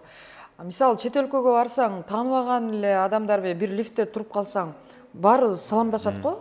Саламдашып, анан чыгып кетип атканда жакшы калыңыз деп чыгып кетет да. Анан жолдо баратканда деле салам деп коюп өтүп кетет да. Анан мындай Эски тааныштардай. бир жылмаюу тартуулайт да, мисалычы абдан жагымдуу да. Анан кечиресиз деп бир нерсе сураганда дагы келип кайрылганда дагы мындай өзүнүн адеби бар да, мындай көп тарбияла турган жактары аябай көп. Күлгөндү, мисалы, күлүп сүйлөшкөндү үйрөтүү, мисалы, кайрылганды үйрөтүү, бирдеме сураганды үйрөтүү.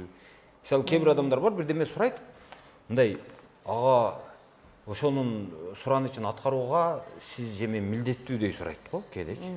Мага телефон чалышат көпчүлүк ошол. Ыдырыс, мына жакта мындай болуп атат го, карабайсыңбы ушуну деп. Мен киммин аны карагадай? Сен кимсиң? Баштап өзүңдү тааныштыр. Анан мына жакта мындай болуп атат, сен ушул тема сага кызык беле деп айтыш керек да. Жок, андай жок. Кээде мисалы телефон чалба, мисалы.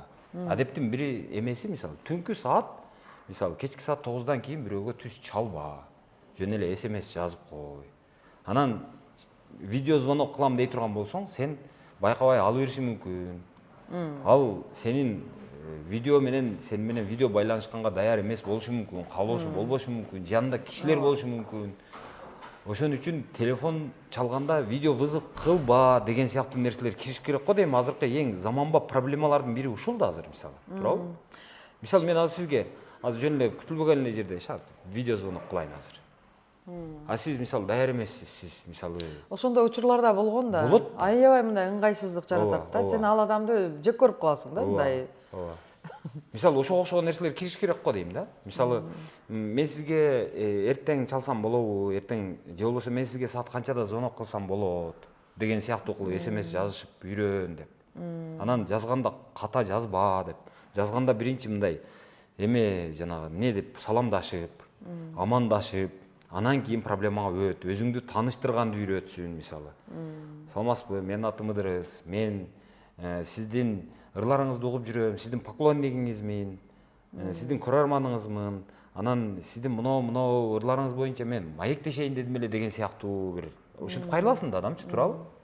Мына эң негизги китептерде жанагы эле ыраттуулук жоктугунан бала дагы мисалы оюн ошондой ыраттуу түшүндүрө албайт да, кийинчи чаржайт кылыпчы.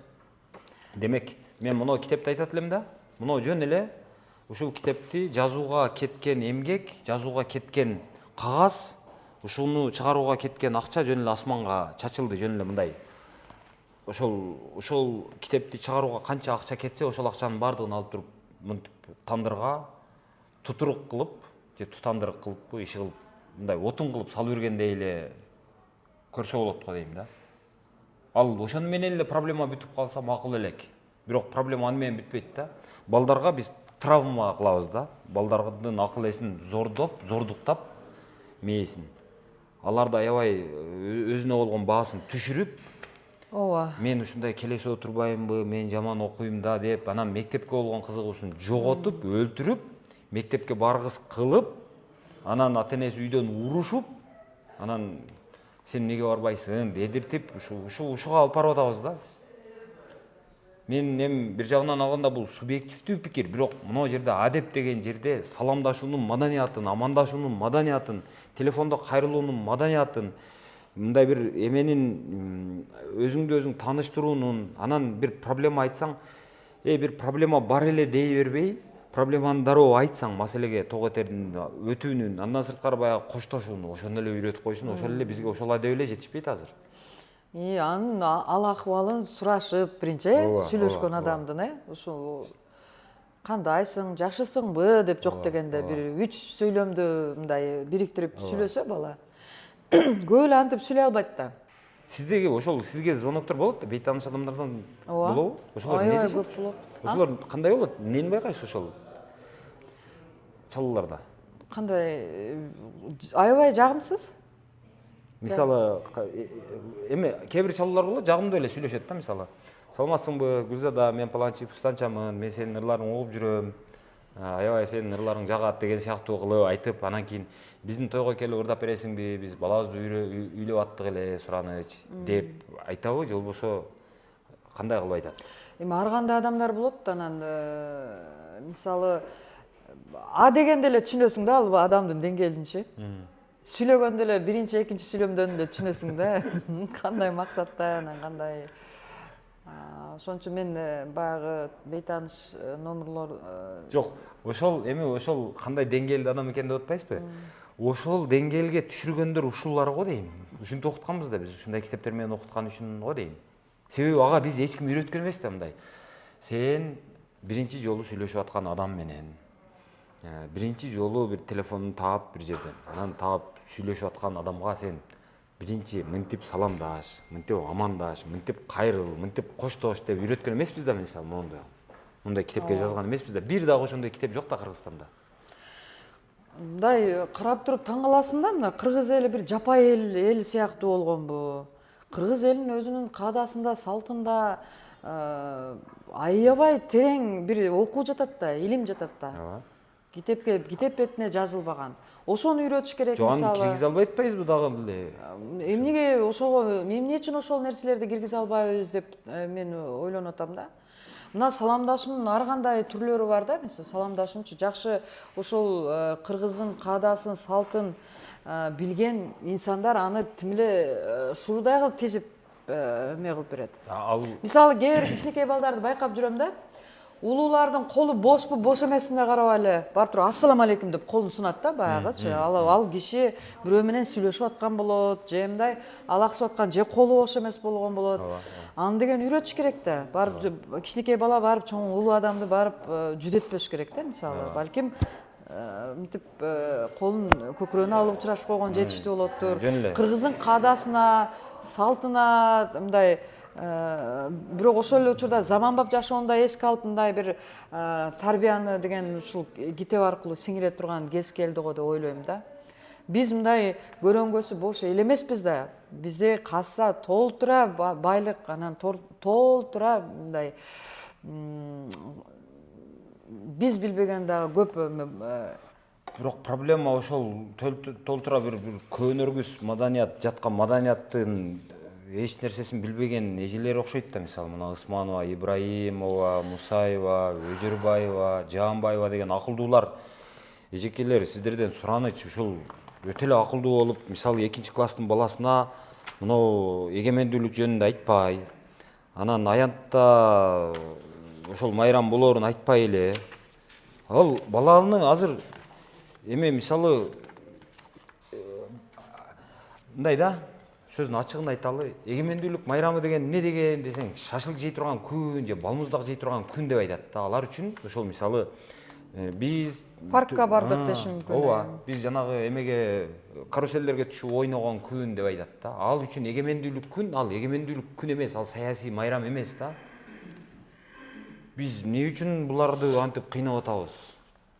Андан көрө ошол жөн эле саламдашкандын, амандашкандын, коштошкондун маданиятын үйрөтүп кой, болот ошол. Биз ал балдар эмес, бизде 40-ка, 50-ге чыккан кишилер бар, саламдаша албайт, саламдашканды билбейт. Өзүнүн проблемасын айтканды билбейт, рахмат деп коштошуп койгонду билбейт. Проблема ошол.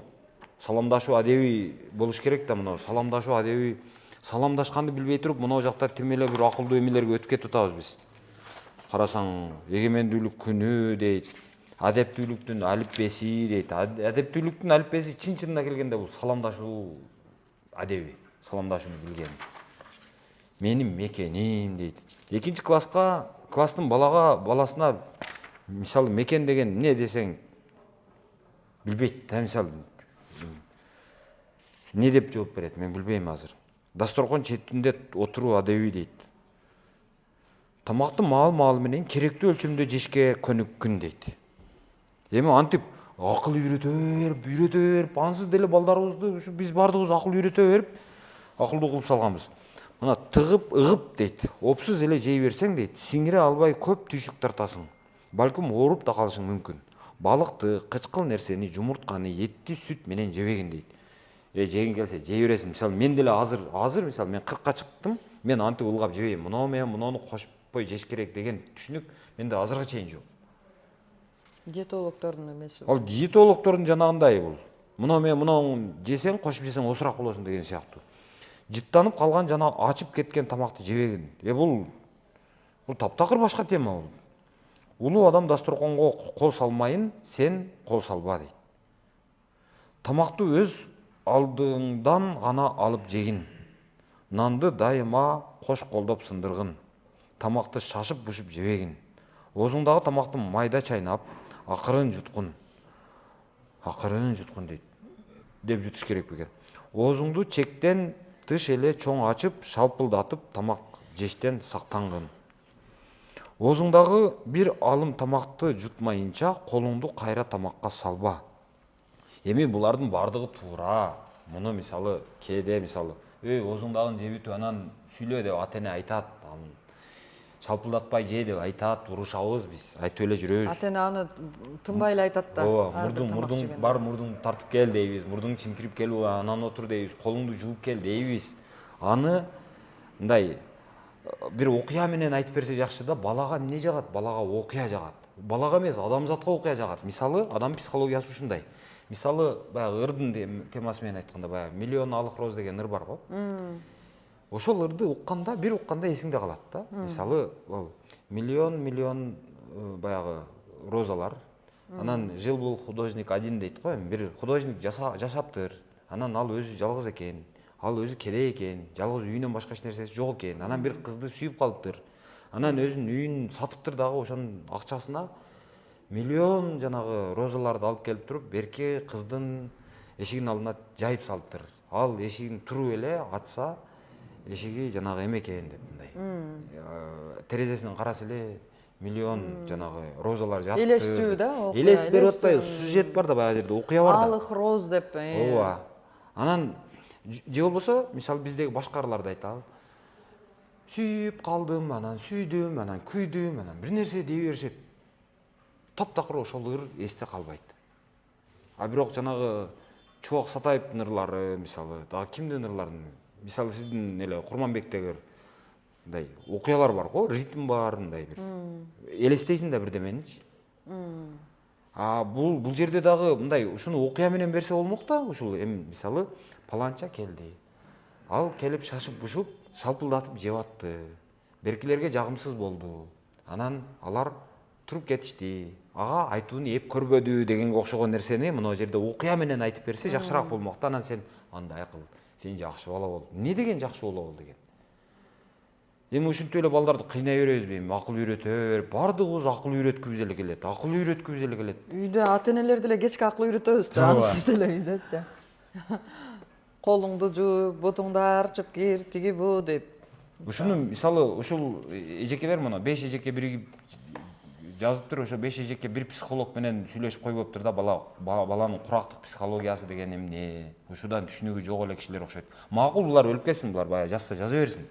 А бирок муну кабыл албай коюу, бул болбойт, мынтип жазып кел, мунун өтпөйт деп, мисалы булардын бир китеп жазуунун авторлордун арасында бир сынак болсо, ошол сынактан бир комиссия карап отуруп, жок, мунун ыкмасы жакшы экен, мунуку жакшы экен деп, мунун бир текстин алалы, мунун текст жакшы экен, ошону алалы, анан бул китепке киргизели деген бир ыраттуу бир система иштейби, жокпу бизде билим берүү министрлигинде? Мисалы, жакшы мугалимдер бар да. Ооба.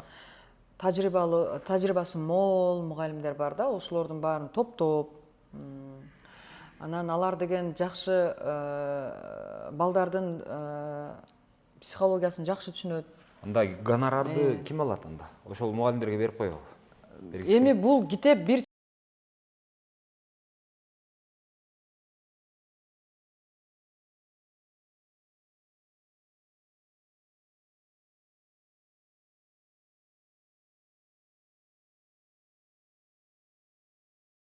китеп эмки жылы жарабайт деген бул эмне деген мисалы? Акча да. Мындай түптүү өзөктүү билим бар да, ал өзөктүү билим ал алмашпаш керек да, мисалычы. бирок андай кылып китеп жазып койсоңуз, андай сапаттуу китепти чыгара турган болсоңуз, анда авторлорго ким кайра эле китепке акча төлөй берет? Азыр эми могул китептер мисалы биз азыр олтуруп алып, бул жараксыз, бул балдарга туура келбейт деп атабыз. Эртең кайра бул китеп Жокко чыгарышат. жокко чыгарылып Башка калса, жазса. Кудай буйруса, анан жакшыраак жазып койсоңуздар, бир китепти мындай балдарга деле убал да, мисалычы, балдарга убал, бул биздин келечегибиз. Ошон үчүн балдар мектепке баргысы келбейт. Ошон үчүн балдар Мугалимдерди жек чарчайт. Анан толтура тапшырмалар келет үйгө. Бала деген Ойнош керек. ойногонго деле убактысы жок болуп калып атат да. Мекен таануу. Мамбетова деген жазыптыр. З.Ж. дейт. Мына. Мекен таануу жаратылыш жана биз 2-класс үчүн окуу китеби дейт.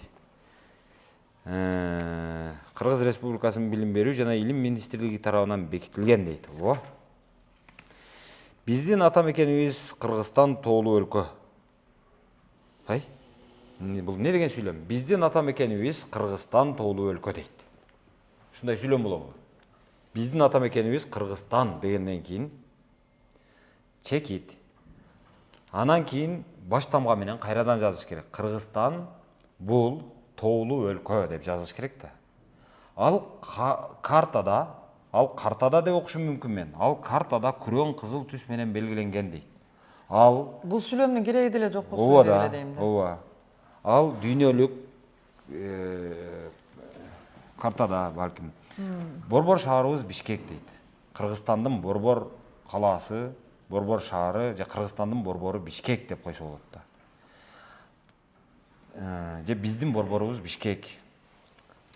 Кыргызстанда көп улуттуу элдер жашайт. Кыргызстанда көп улуттуу элдер жашабайт. Кыргызстан көп улуттуу өлкө. Же Кыргызстанда көп улуттар жашайт. Же Кыргызстанда көп улуттун өкүлдөрү жашайт. Кыргызстанда көп улуттуу элдер жашайт деген сүйлөм болбойт, ал туура эмес сүйлөм бул. Логикалык жактан, лексикалык жактан да ката бул. Эми ошо мына мисалда Мамбетова эже айланайын. Сиз кыргыз тилин өзүн мындай бир окуп коюшуңуз керек экен. Анан муну министрлик ушуну бекиткен деп мындай жазып атпайбы? Билим берүү жана илим министрлиги тарабынан бул китеп бекитилген деп атат. Муну ким бекиткен? Ошол министрликтеги кимдер бекиткен? Кыргыз Республикасынын гимни, туусу жана герби өзүбүздүн өз алдынча мамлекет экендигин билдирет дейт.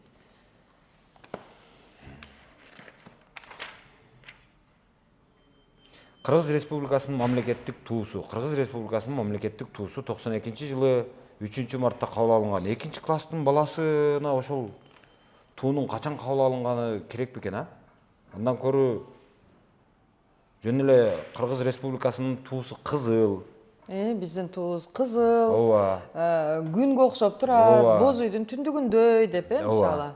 Ошентип айтып койсо мисалы, биздин туубуз ушул экен да, ушуга окшош экен да деп эле кабыл алып кое бербейби? Анан ал качан кабыл алынган, кантип кабыл алынган, аны кабыл алууда жогорку кеңеш кантип талаш тартыш болгон, кантип талкуулашкан, анан кийин жанагындай кыла берсе болот. Анан муну кийин бул биринчи жолу кабыл алынгандан кийин Кыргызстандын 5-президенти болуп калат, 6-президенти болуп калат. Ошол келгенде ал Кыргызстандын туусунун жанагы мындай эмелери, нурлары мурда ири болсо кийин түз болуп оңдолгон, өзгөртүлгөн деген нерсени, ал саясий нерселерди кийин аны балдар окуп билип алат аны. Ал саясий сабаттуулук үчүн гана керек. Түндүк үй бүлөнүн ынтымактын белгиси дейт. Үй бүлөнүн дегенден кийин жана ынтымактын белгиси деп койсо болот да. Же үй бүлөдөгү ынтымактын белгиси. Туудагы экинчи бир белги дейт. Алтын нурун чачыраткан күн. Күн дегенди негедир булар чоң тамга менен жазыптыр. Күн чоң тамга менен жазылбайт, баш тамга менен. Күн нуру бүгүнкү күндө республикабызда жашап жаткан ар түрдүү улуттарды да билдирип турат. Республика деген нерсе эмне дегенде 2-класстын баласына республика деген эмне десең билеби? Эмнеге балдарды мынчалык кыйнайбыз биз? Балдарда өчүбүз барбы, айланайын. Тууда күн менен боз үйдүн түндүгү айкалышып, алыстан нур чачкан күн түндүктү элестетет. Күн тынчтыкты, түндүк эл достугун билдирет. Бул күндүн нурун айтып бүтпөй койду. Бул улуттарды чагылдырып атабы, күндүн нурун чаңылдырып атабы, аны баштап айтты, кайрадан дагы айтып атат. Кыргыз Республикасынын мамлекеттик герби дейт, эми дагы башталды. Пактаны алып койгон окшойт да? Жок, пакта турат. Келе жаткан алтын нурлуу күндүн сүрөтү тартылган эки капталында пакта менен буудайдын сүрөтү бар. Үстү жагында Кыргыз, төмөн жагында Республикасы деп жазылган. Кыргыз Республикасынын гимни. Гимндин текстин бериптир. Гимн мамлекетти, өлкөнү даңктаган салтанаттуу ыр. Гимн майрамдарда ырдалат. Мамлекетибиздин туусу, герби жана гимни өлкөбүздүн өзгөчөлүгүн даңазалап турат. Өзгөчөлүгүн даңазалабайт ал. Бул биздин ушул мамлекетибиз экенин гана көрсөтүп турат ошол. Кыргыз Республикасынын мамлекеттик белгилери тууралуу айтып бер, гимнди ырдай билди. Мынал гимнди мен ар бир сабын баламан сурап чыктым да. Көп эле сөздөрдү түшүнбөйт экен. Мисалычы гимн жазылып турбайбы? Ар бирин Мисалы, ак мөңгөлүү асказоолор талалар. Элибиздин жаны менен барабар. Элибиздин жаны менен барабар дегенди түшүнбөйт экен балачы. Жан деген эмне десең башка эле маанини айтып атат да. Эмнени айтат?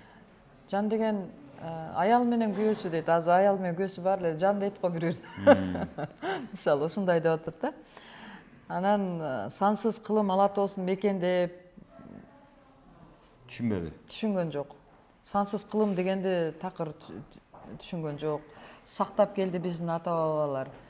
Эми кичине түшүнүктүү. Алгалай бер деген сөздү мисалы түшүнбөйт. Азаттык дегенди да түшүнбөйт мисалы.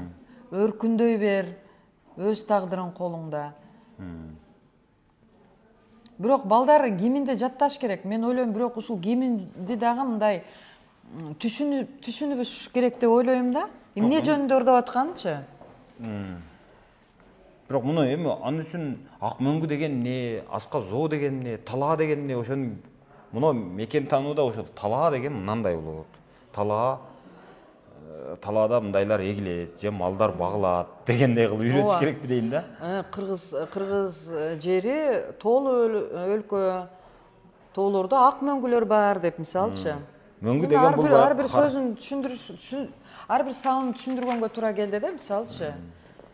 Ата журт дейт, жаш досум дейт. Сен Кыргыздын кайсы жеринде жашайсың дейт. Жаш досум дегенде кайсы дос кайрылып атат буга? Сен Кыргызстандын кайсы жеринде жашайсың деп дароо эле суроо коюпту бул. Мүмкүн чалкыган касиеттүү ысык көлдүн жээгиндесиң. Сары өзөн чүйдө туулуп өстүңбү? Же Манас атабыз жер деген кең кол таластансыңбы? Же ат башы, нарын, алай, жумгал тарапта тоо койнунда жашайсыңбы? Же берекелүү Ош, Жалал-Абад аймагынансыңбы? Же дүйнөгө белгилүү Кооз жер, Сары Челек, Арыстанбаб жактансыңбы? Кайда жашасаң да касиеттүү кыргыз жеринин кайсы бурчунда жүрсөң да, ойбой, ата бабаң жашап, өзүң туулуп өскөн жериң ата журтуң болуп эсептелет. Бул дээрлик 3,5 сап болуп атат. 3 саптан ашып кетип атат. 1, 2, 3 сап. Бул 1, 2, 3, 4, 5, 6, 7, 8, 9, 10, 11, 12, 13, 14, 15, 16, 17, 18, 19, 20, 21 сөздөн туруп атат. Bir сөз, bir сүйлөм. Балага, 2 класстын баласына, менин оюмча бир 5-6 сөздөн турган сүйлөмдөр менен берсең болот эле да. Ана мынал мисалы касиеттүү деп атпайбы? Касиеттүү деген сөздү бул жакта өткөн эмес да буга чейин. Мисалы бала түшүнбөйт касиеттүү деген сөз эмне экенин. Кайсы бурчунда? Булуң бурчунда деп бул жөнүндө деле түшүнүк жок, бирок ушул сөз кирген да. Муну бала түшүнбөйт мисалы ушул сөздү. Анан кийин муну кантип бала айтып берет, ушул эле теманы кайра балдарды айтып бергиле дешет да. Ата журт, макул ата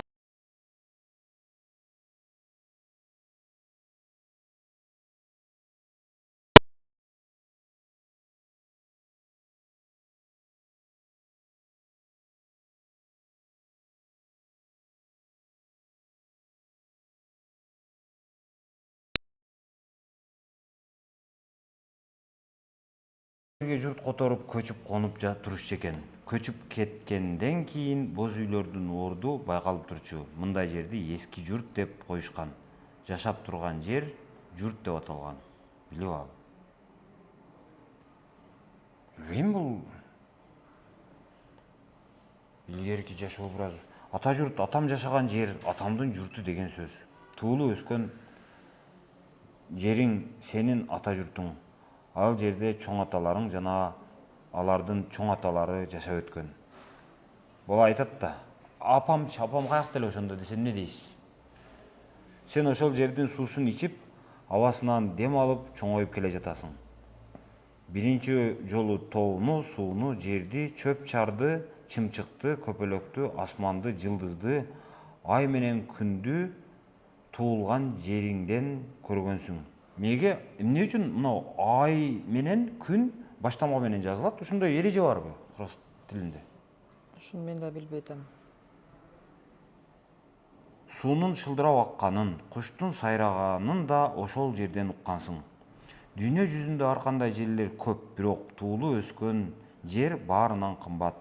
Ал жерде ата-энең, туугандарың, досторуң бар. Башка жакка барсаң бир аз күндөн кийин үйүңө, өз жериңе кеткиң келет. Ойногон жерлериңди сагынасың. Мекенди коргоо ар бирибиздин ыйык милдетибиз. Ата журт жөнүндө айтылган мекен коргоо, мекен деген ал башка түшүнүк болуп кетет да. Чындап эле баланы чындап кыйнайт экенбиз, туугандар.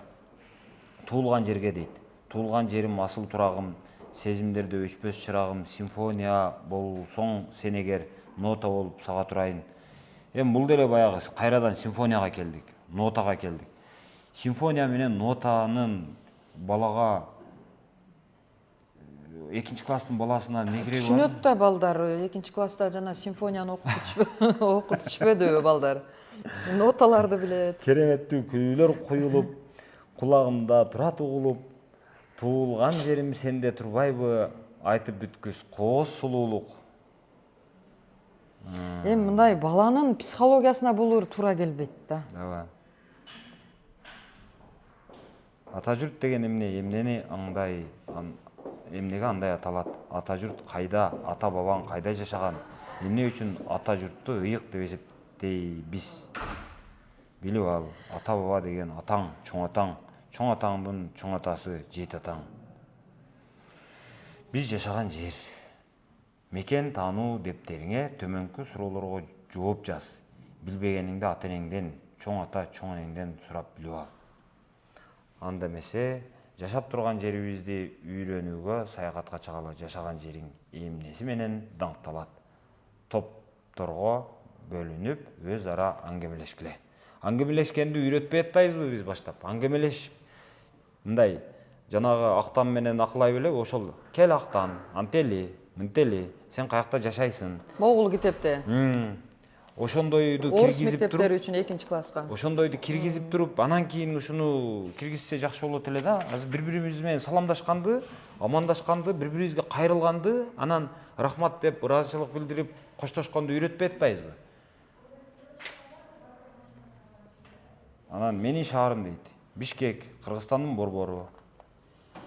Ал чүйөрөнүндө Кыргыз ала тоонун этегинде жайгашкан. Ал Кыргыз ала тоосу, Өзбек ала тоосу деген барбы? Же Казак ала тоосу барбы? Кыргыз ала тоонун этегинде жайгашкан дейт го. Ошондой Ала тоо Кыргызга эле тиешелүү болуш керек. шаарды аралап Аларча, Аламүдүн дарыялары, Чоңчуй каналы агат. Азыркы күндө Бишкекте ар кандай кооз имараттар салынууда. Базарлар жана дүкөндөр көбөйүп, республиканын туш тарабынан жана дүйнө жүзүндөгү ар кайсы өлкөлөрдөн элге керектүү буюмдар алынып келинет. Республика деген эмне? Билеби бала, экинчи класстын баласы. Бишкекте эл аралык соода байланышы өнүгүүдө. Бул КТРдин жаңылыгына өтүп кеттик азыр биз. Соода, мисалы президентибиз Айна жоктон күлөсүң да эми. Ооба, президентибиз Казакстанга иш сапары менен барды. Ал жерде Казак Республикасынын президенти Касым Жомарт Токаев менен соода байланыштарын чыңдоо, өнүктүрүү жөнүндө келишимге кол койду келишимдерге кол койду дегендей сүйлөмдөр болуп атты. Бул эмне бул? Экинчи класс ойлосоңор, кайсы экинчи класстын баласы жаңылык көрөт мисалы? Жаңылык көрбөйт, себеби аны түшүнбөйт. Себеби ага кызыксыз. Ош, Аламүдүн, Дордой аттуу чоң базарларда ар дайым эл көп болот. Бишкектин сыймыгы ошол Ош, Аламүдүн, Дордой базар болуп калган окшойт. Бишкек илим билимдин жана маданияттын борбору дейт. Илим билим жана маданият деген эмне өзү? Экинчи класстын баласына биз сабак берип атабыз. Илим деген эмне, билим деген эмне, маданият деген эмне? Жогорку окуу жайларында дейт. Көп сандаган жаштар окуп билим алышууда. Жогорку окуу жай деген эмне? Ал жерде кимдер окуйт? Экинчи класстын баласы менен сүйлөшүп атабыз биз. Биз башка өлкөлүктөргө Бишкек жөнүндө айтып берип аткандай эле болуптур да эми. Шаарыбыз күндөн күнгө өсүп өнүгүүдө дейт. Мисалы шаарыбыз күндөн күнгө өнүгүп өсүүдө деп бишкектик бала өзүн ушу Бишкекке байлап биздин шаарыбыз деп айтышы мүмкүн. Бирок Таластык, Нарындык бала шаарыбыз деп айтпайт экинчи класстын баласы. Ал Бишкекти өзүнүкү деп айтпайт. Ал антип ойлой албайт ал. Жок, Жаңы үйлөр курулуп, экинчи класстагы бала көркүнө кошулууда. Келечекте Бишкек мындан да кооз, чоң шаар болмокчу. аналитиктердин Бишкектин көчөлөрү дейт. Бишкекте дейт. Байтык Баатыр, Токтогул, Тоголок Молдо, Калык-Акиев, Ахунбаев, Бөкөнбаев жана Бейшеналиев атындагы чоң көчөлөр бар. Эми китепке ушуларды киргизебизби эми? Алардын көпчүлүгүнүн тротуары жок. Арыктарына суу келбейт. Көпчүлүгүнүн дарактары кесилип кеткен. Көп жерлерибиз тешик, жыртык дегенди да кошуп койбойлубу? Вот ошондо сюжет пайда болмок. Тарыхый инсандардын эстеликтери да борбор шаарыбызда көп дейт. Алсак Саякбайдын, Кожомкулдун жана башка залкарлардын эстеликтери шаарыбызды кооздоп турат дейт. Кожомкул ким ал? Балага айтпай атпайбызбы экинчи класстын баласына? Саякбай ким мисалы? буга чейин айтылган эмес десеңер. Ооба да. Эми толтурат эми Токтогул ким, Тоголок Молдо ким, Акиев ким, Ахунбаев ким, Бөкөнбаев ким дегендей. Тооба. Анан жазып коюш керек эле да андачы. Бир эле биз ушунчалык баягы атабызга ат бергенди аябай жакшы көрөбүз. Бир эле илгерки Белинский көчөсүн, кийин жарымын Мира деп, анан жарымын дагы эмне деп, Манас деп, дагы эмне? Үчкө бөлүнүп кеткен азыр. Бир эле Манас көчөсү. Бир жагы Мира, бир жагы Белинский, бир жагы Манаспы? Ушундай. Жок, Манас деп эле айтабыз. Баштан аяк Манас болдубу азыр? Ошондой эле болуш керек. Анда жакшы. Ошто мисалы бир эле көчө экиге бөлүнүп кеткен. Же үчкө бөлүнүп кетеби? Башы Масалиев, аягына түссөң Разаков болуп калган. Эки чиновник, эки мурдагы тарыхый инсандар. Экөө бир көчөнү бөлүп алган. Экөөгө эки башка көчөнү берип койсок болбойбу? Манас көчөсүнүн жарымы Чыңгыз Айтматов көчөсү болуш керек. Вот ошону айтам. Ооба. Манасты бир көчөнү Манаска караа көргөн эмеспиз. Манаска бул көптүк кылат бир көчө деген окшойбуз. Жарымынан кийин Чыңгыз Айтматов көчөсүн берип деп ат койгонбуз. Башка көчөнү берсек болбой эле Айтматовго? Жок. Же Манаска башка көчөсүн берсек. Эми ошого окшогон нерселерди кошуп жазып койсок болмок экен, раз ушунчалык биз көчөлөр жөнүндө айтып калдык. Экинчи класстын баласына. Биздин шаардын дейт. Биздин шаардын айылдын эли дейт. Бишкекте дейт. Ар улуттагы элдер жашайт дейт. Жок, түшүнбөдүм. Биздин шаардын анан Кашанын ичинде айылдын эли. Неге? Билбейм. Эми ушул жерде анан шаар деген айылдын деп чечмеленеби кандай? Же кандай? Айылдыктар үчүн айылдын деп койдубу? Анда эмне үчүн Бишкек жөнүндө айтып атат? Биринчи сүйлөм Бишкек жөнүндө башталып атат. Бишкекте ар улуттагы элдер жашайт. Кыргыздар, орустар, украиндер, татарлар, дунгандар, өзбектер, казактар жана башка элдер бар. Элдер кыргыз жана орус тилинде сүйлөшөт. Ар улуттун балдары чогуу окушат. Алар бирге ойноп жүрүшөт. Элдер бири-бирине жардам берип турушат. Кыргызстандын элдери тынчтыкта жашоону каалашат. Күз келди. Күз келип кетти уже. Биз жакка күз келди дейт. Мына жерде биздин шаардын деп, анан айылдын деп Бишкек жөнүндө айтып эле, анан айыл жөнүндө айтпай коелукпу? Ошо да. Мына шаарыңда же айылыңда кайсы улуттагы элдер жашайт? Эми балдардын башы айланат да, эми биздин шаардын анан айылдын эли дегенде. Жок. Анан кайра Бишкек жөнүндө айтып Көп атат. улуттуу демиш болуп атып, анан кайра баягы элдерди бөлүп аткандай эмеспизби биз? Сен билип жүргөн, бул украин болот, бул татар, бул орус, бул өзбек, билип жүргөн, таанып жүргөн. Если что бөлүнөсүн, кийин мушташасын дегендей кылып атабыз да. Не ал билиши шарт ба аны? Экинчи класстагы бала. Мен досум дейт да алчы. Ал өзүн кыргыз экенин тааный элек да, экинчи класстагы бала араң өз жөнүндө өзүн таанып билиш керек биринчи кезекте деп ойлойм да. Да. Биз жакка күз келди. Күздүн келишин кантип байкайбыз? Ой. А дегенде күн салкындай баштайт. Эмне үчүн? Себеби күндүн нуру биз жашаган жерге азыраак тийип калды. Күзүндө айлана чөйрө кандай көрүнүштө? Карап көргүлөчү. Чөптөр саргайып, куурап калыптыр. Билбейм мага. Сюжет жок, эч нерсе жок. Бир суроо, бир жооп, бир суроо, бир сүйлөм. Мына этектей текст. Мына. Ушуну балдар окуп чыгыш керек экен. Бул жагына да уланат экен.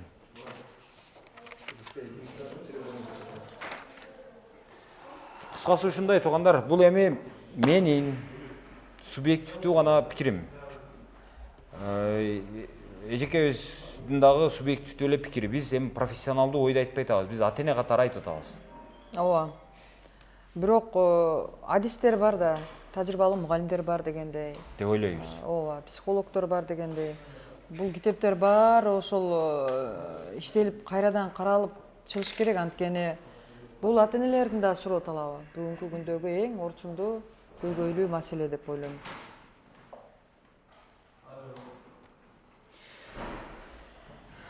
Бизде министрлик барбы же жокпу? Мисалы азыр мындай болуп атат да, кээде эми ачык эле айталы. Азыр мына бийлик мисалы улуттук коопсуздук кызматы, имараттар салынып атат, курал-жарактар алынып атат, жакшы. Ички иштер министрлиги жаңы машиналарды алып атасыңар, жакшы. Аны курулуш өнүгүп атат, жакшы. Жалаң баягы акча бар, ошого окшогон жерлерди, таасир бар жерлерге көңүл бөлүп атасыңар. Анан ушул эки баатыр ушул билим берүү, анан бирөөң саламаттыкты сактоо жагында алып туруп өнүктүрүп бергилечи суранычы. Болбосо болбой калды. Азыр бирөөң алгыла бирөөсүн. 50 жылда эл жаңы дейт. Мына балдар чоңойот. Биз да карайбыз. Жаңы муун келет, бирок могул китептер менен келет алар. Алар майып муун болуп келет алар. Ушул китеп кандай не деп коет ба, кыргызда чалдыгуйду деп коет го. Чалдыгуйду жазылса, ошондой ойлор менен балдар келип калуу коркунучунда. Не үчүн биз айтабыз, жанагы азыр мен Facebook'та дагы карап коюшум мүмкүн. Facebook'ка кирип, адамдардын мындай көрүнүктүү эле адамдардын постторун окусаң, билдирүүлөрүн каттап бутта жазышат. Комментарийлер астында пикирлер бүт ката. Ошол кадыресе нерсе болуп атат бизде. Анан эмне үчүн каяктан келди ушунча ката деп ойлойбуз да. Себеби биздин китептерибиз ушундай чалдыкуйду. Окуй турган эмес. Мындан бирдеме ала турган, үйрөнө турган эмес. Мен оюмча. Ошонун айынан бизде ушундай баягы чалдыкуйду жазган, катапта жазган муун өсүп калыптанып, ошолордун алды депутаттыкка аттанып баштады. Ошол эми. Мына ушул китептерге, мына мисал болчу китепти дагы айтып атабыз, турабы? Мына ушул эле китепти кыргызча которуп койгулачы, кыргызчасындак. Орус мектептери үчүн деп жазылып турат, бул 2-класска. Ушуну кыргыз кыргыз класстары үчүн чыгарып берип койгулачы. Мына. Эжеке, бул тема бүгүн ушун менен токтогудай эмес, бүткүдөй эмеспиз. Муну сиз жанагы уланта беришиңиз керек деп ойлойм. Ошол Facebook'та чыгып атпайсызбы? Күн сайын жанагы ар бир теманы алып талкуулап өзүңүзчө. Мисалы, логикалык, грамматикалык, анан ошондой каталарын көрсөтүп атпайсызбы? Ошолорду көрсөтө беришиңизди, уланта беришиңиз керек. А мен болсо, мен дагы бир нече жолу бул темага кайрыламын го дейм, башка эле жок. Мен эми тилчи эмесмин. мен болгон өзүмдүн Жок, ата-эне болгон катары билимим деле. менен ата эне катары айтып атам да.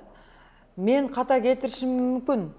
Бирок могул китепти жазган авторлор жана кабыл алган комиссия ката кетирбеш керек да. Катага акысы жок да. Акысы да жок да. Бизде миллиондогон балдар окуп атпайбы? Мисалы. Миллиондогон балдарыбыз ушул китептерден билим алып атат. Мен өтө көптөн көп суранат элем. Мен мугалимдерге дагы айттым, ошол китептер жөнүндө алып чыккандан бир жерде ошол мугалимдерге ырдап калдым эле. Ошол жерде ачык эле айттым. Кымбаттуу мугалимдер, ага эжекелер, сиздердин колуңуздарда балдардын билими, балдардын тагдыры. Сиздерден өтүнөт элем, ушу жараксыз китеп болсо айткылачы депчи, мында айтып эле, мына болбойт бул бизге деп кабыл албай койгулачы депчи. Урматтуу эжекелер, чындап эле. Азыр мынау ушул берүүнүн астына пикирге жазыңыздар, анан сүрөттөр болсо салып коюңуздар. Биздин мынау мен жанагы WhatsApp номерумда чыгарып коем 0550 504 555. Ошого чалбай эле жазып койсоңуздар. Анан баягы өтө баягы одоно каталар, одоно бир осол нерселер боло турган болсо, ошолорду сүрөткө тартып туруп эле жөнөтүп койсоңуздар.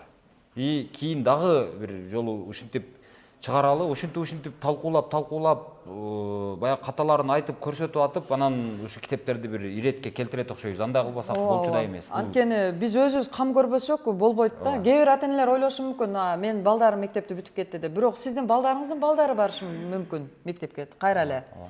Ошондуктан мен ойлойм, ошо сиз айткандай жанагы ата-энелер ошондой китептерде ошондой одоно кеткен каталар болсо, ар бири баракчасынан азыр баары эле Инстаграмда отурушат, ТикТокто отурушат. Чыгарып коюңуздар, баарыбыз аракет кылсак, анан мен ойлойм биздин билим берүү системасында да чоң өзгөрүүлөр болот деп үмүт кылам. Гүлзат эже, сизге чоң рахмат. Ошол кайдыгер болбой, ошого түйшөлүп, чындап эле бул эмне деген деп, азыр кайдыгерлик биздин эң чоң оорубуз да. Ошондой ооруга алдырбаганыңыз үчүн, кайдыгер карабаганыңыз үчүн, и бул чоң проблема экенин аңдап, ошону ачык айтып чыкканыңыз үчүн чоң рахмат. Бул эрдик чындыгында азырчы. Сизге да чоң рахмат. Бар болуңуз.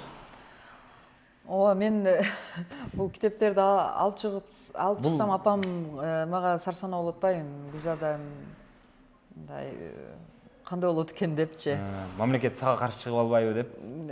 Бизде эми айтып атпайбызбы, сөз эркиндиги бар деп атабыз. Эми жок дегенде ушуну айтып туралычы, эми жок дегенде. Мен ойлойм, өлкө башчыларыбыз колдойт деп элечи, анткени ар бир элин ойлогон өлкө башчы мен мындай китептер үчүн кайдыгер карабайт деп ишенем да, абдан чоң үмүтүм бар. Бар болуңуздар, пикир жазыңыздар. Ар бир ошол билген, аңдаган нерсеңиздер боюнча жазыңыздар, дагы бир нече жолу чыгаралы ушуну. Антпесе китептер оңолгудай эмес.